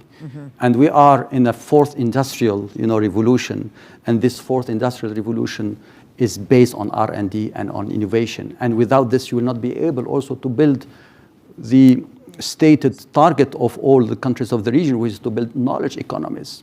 So if you want to build knowledge economies, you have to enhance your capacities in terms of innovation and R&D. So these are, in my opinion, and they are complementary. The policy and regulation and R&D are really complementary to each other, and they have to work in more harmony in order to be able to go to the Arab region of the future that we are all dreaming about. Excellent point. Yeah, please jump in, Tariq. Yeah, if I may jump in, I mean, I totally concur with what was said before. I mean, but also I have to admit that it's very difficult to be optimistic about the energy transition without being optimistic about the broader socioeconomic development and governance challenges of the region and the geopolitical climate around it. I mean, I think sort of the ambition would be is that the energy transition would also drive a socioeconomic agenda that is sort of tackle a lot of the systemic issues related to youth employment, gender equality, participation of women in the energy transition, good governance, corruption issues. And we have seen some in some places where the energy transition could actually be a catalyst for creating a new cohort of jobs and opportunities for young employees. So I hope that we can see this sort of a dynamic where the energy transition and the climate challenges, it's not only the energy transition, but the climate would force some sort of a reconsideration around these vectors of development, which are hampering and slowing the region tremendously. On a more granular perspective, there is an optimism where one could see the MENA region, particular nodes of the MENA region, could play an extremely important trajectory in what's called the decarbonization of the fuel, because we talk about the power system, but we have power is 30% of the problem. Fuels is another 60% of the problem. So the molecules, and I think the MENA region has an opportunity, and there is early indication that it could actually be a springboard for some of the technologies of synthetic fuels, green hydrogen, etc., where it could become a hub for decarbonizing the fuels that are the major bottleneck that faces us down the road toward 2050 net zero. No, thank you for highlighting governance there. I think that's a key component of the conversation. Other thoughts? If I may, I think there are great experts here with us, experts on the region. But I think there is a great consensus that the region has a vast potential of renewable energy sources. So this is a great opportunity, I believe, for the power sector, decarbonization of the power sector, and decarbonization of the other sectors and use sectors where electricity will play an increasing role, like transport, e-mobility, like further electrification of the industrial sectors, like buildings and many others. So if the region will manage further decarbonization in the power supplies, and this will contribute to the overall decarbonization of the energy system. And as mentioned by the UNIDO colleague, I also believe that there's a great potential in the region for power-to-X technologies, like producing power from great abundant renewable energy sources and transforming this electricity to other forms, other vectors or carriers, like hydrogen mentioned, producing hydrogen from power. And coupling different fuels vectors and benefiting from the synergies among different sectors like power and transport, power and buildings, power and industrial sectors. And I think a system-wide approach will be one of the key success factors to optimize the supply and demand and to benefit from the advanced new technologies and benefiting further from digitalization. Yeah. Yeah, my wish list for what MENA could do is very long, but luckily a lot of that has been checked. But maybe I'll make 2 or 3 more points. I fully agree with the points that Tariq made about the broader geopolitical context, the broader institutional and governance issues. Sometimes when you go to countries and on the same issue and around the same resource, there are 3 or 4 institutions who are in parallel, have different plans, and it's just so hard to integrate some of those issues. So I think that some of the governance would really need to be much more align and efficient with some of these long-term trajectories. I think all of the regional institutions would need to look at that long-term perspective. Our analysis also tells us that if the countries are to achieve, and it's not just for global decarbonization, but their own energy transition targets, they need to be somewhere around 50% by 2035, right? On all of those fronts. So energy penetration, the low carbon mobility, energy efficiency. And within that, I think some of those opportunities, such as energy efficiency, are really no-brainer. It's like things that countries can really accelerate very, very quickly. The point on youth and employment, we are doing a lot of work on green skill requirements for some of these transitions, and I think countries will really seriously need to look at how they channel the human capital in the region towards some of these positive transitions and low carbon and green transitions as well. So I'll just leave it at that, but happy to come back. Yeah, excellent, excellent. You all had excellent visions, I think, for the future and the region, as well as key challenges to getting there.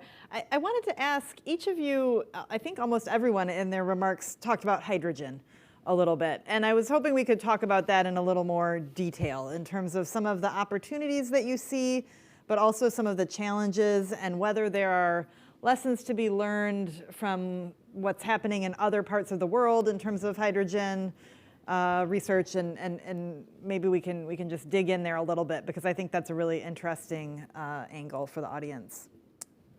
Anyone want to? Yeah, please, go ahead.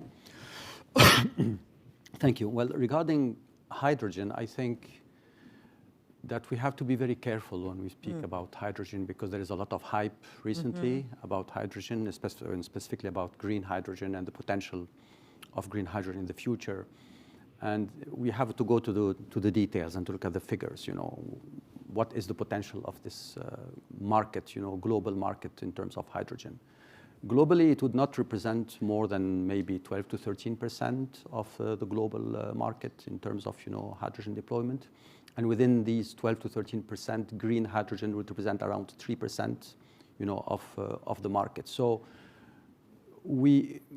because there is sometimes a feeling like, specifically the net oil exporting countries, when they say we want to become the next largest hydrogen producer, as if this is going to replace somehow the losses that they going to happen with the energy transition from in the fossil fuel based industry. And I don't think that this is going to happen.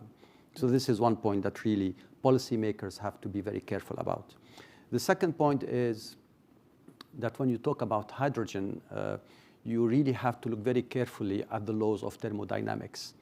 And you have to look at all the losses, that you are going to be having in the whole process. And specifically, if you're talking about transport of liquid hydrogen, which in my opinion is going to be very challenging and very difficult to do.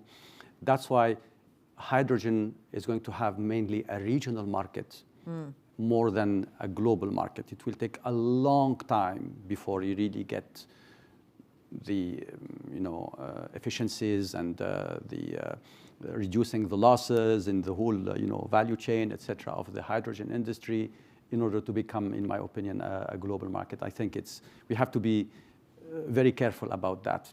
And the countries that will have a comparative advantage for developing hydrogen are the countries that already have an existing oil and gas industry, and specifically a pipeline infrastructure, because this is where maybe hydrogen is going to be more economical for transporting, is to transport it through pipelines on a regional basis. The history the future of hydrogen, in my opinion, is going to be very close to the history of gas market, which is started really on a regional basis. And it took a lot of time to develop the LNG industry and to make it more efficient in order to be able to deploy, LNG or natural gas on a global basis. So there are, in my opinion, lots of similarities, and we have to be very careful about that. Thank you. Thank you. Other thoughts on this? Yes, and then we have one question from the audience as well, which I'll ask after this. Yeah, I mean, I just concur 100% with the comments from Zuhair. I think we have to be very careful. I think, let me just say, from our study, we've been also looking at this because our member states and UNIDO have been asking us to look at engaging in the hydrogen economy, and I find it exactly what Zuhaira mentioned in terms of being hyped. But there are a few opportunities where this makes sense, particularly in certain hard to decarbonize sectors. So if you're looking at hydrogen as a means of storage or as a power to X in terms of regulating power systems with a higher share of renewables, I think the thermodynamics will not be into your advantage, as Zuhair pointed. But there are a few sectors, like if you look at steel, the pathway to decarbonize iron and steel, there is only sort of today what we know in terms of technology. Either you go, if you have a blast furnace, you have to go the route of carbon capture. If you have direct reduction technology, you have to go the route of hydrogen. So there are locational opportunities in the MENA region to work with that technology and build capabilities. And just to add to what Zuhair said in terms of locational advantage to an existing economies that have an experience with the oil and gas, but also the safety. We have to pay attention to hydrogen safety infrastructure. And I think some of these countries that have had a good experience in terms of handling safety aspect in hydrocarbons would be able to transition to handling the safety aspect of hydrogen infrastructure. Thank you. I knew there was a reason I asked that question. You guys had great answers. So we have two questions here from the audience that are somewhat related. So I'm going to read them both, and I think that will take us to our time then. One question is, how does renewable energy policy attract more investments from foreign countries? And then the other question is, who do you expect to play a leading role for investing renewable and clean energy projects? Is it the public, private, domestic, or, as the first question, international entities? So let's talk investment here to close out the panel. Yeah, please. Maybe this time I can get started. Yes. I think the answer to your second question is in some ways in reality answered, right? So we know that renewable energy has, in terms of cost parity, reached a level where private sector is able to invest a lot more. And what the governments really need to do is provide a very secure, credible, reliable policy and enabling environment to do that. And which feeds into my answer to the first question, which is what governments really need to do is be very, very predictable and have long-term targets, commitments, policies, and a lot more assurances to all of the stakeholders who want to invest. I think there are a number of examples already in the region. Egypt has recently launched an initiative as well on this is what we plan to achieve. This is how many of the old fossil fuels plants that we want to decommission in these many years. This is the total size of upfront investments. And we now welcome all of the international partners, including private sector, to come in and chip in. And that is the kind of environment that the governments need to provide in order for private sector and other stakeholders to come in and really take the lead into some of those deployments. Yeah, Olga. Yeah, just to add on to, I agree with everything you just said. Transparent, clear environments with regulations that are not going to change, every year, every 6 months. But also permitting is so important. Just making sure that companies and other investors understand what that entails. Having local buy-in in terms of what do these projects look like? How is that going to impact your, whether it's further away from certain neighborhoods or closer in where you can see those wind turbines, where you can see some of the solar panels, and having people understand what kind of economic impact that has for the communities. But also, we talked about this earlier, making sure that the transmission infrastructure is there.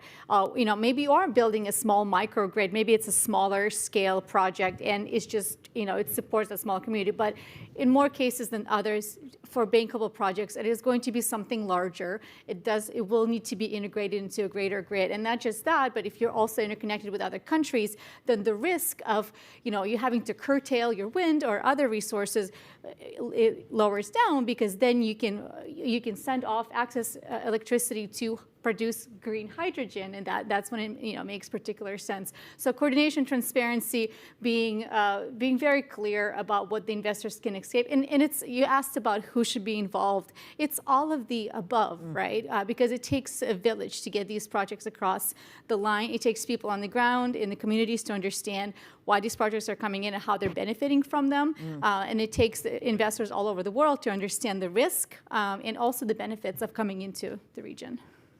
Wonderful. I would like also to final build world. on this regarding the investment, because we have also worked a lot on the investment environments in the MENA region.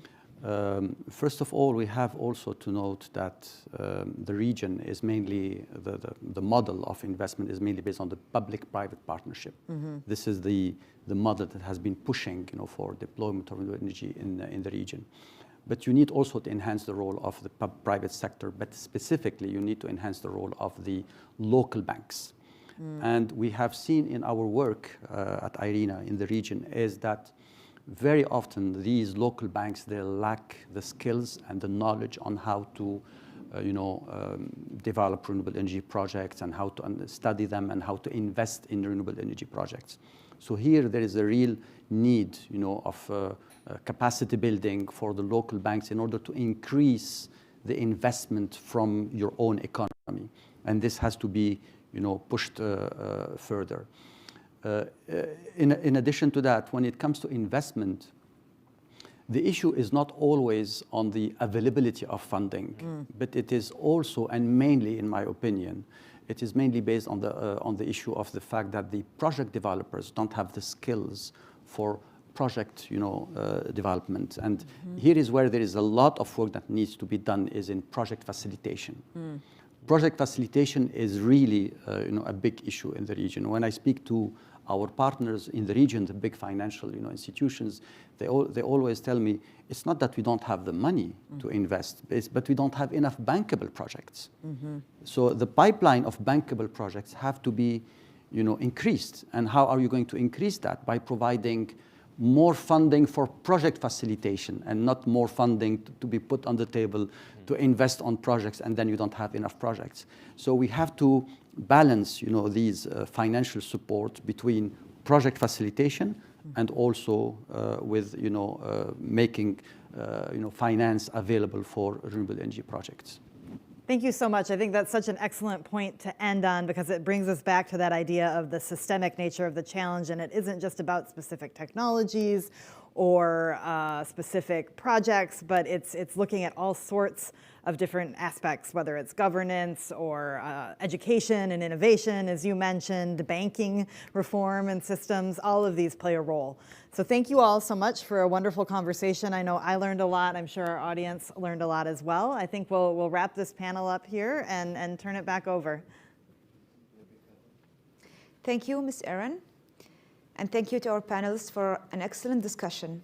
As we come to the end of the day one of the conference, and on behalf of Trends Research and Advisory and the Atlantic Council, I would like to thank our esteemed panelists for their contributions towards enriching the discussion that we had today. And to our virtual audience, kindly tune in and join us tomorrow on the same link for the second day of the conference. As for now, have a lovely rest of the day. Thank you very much.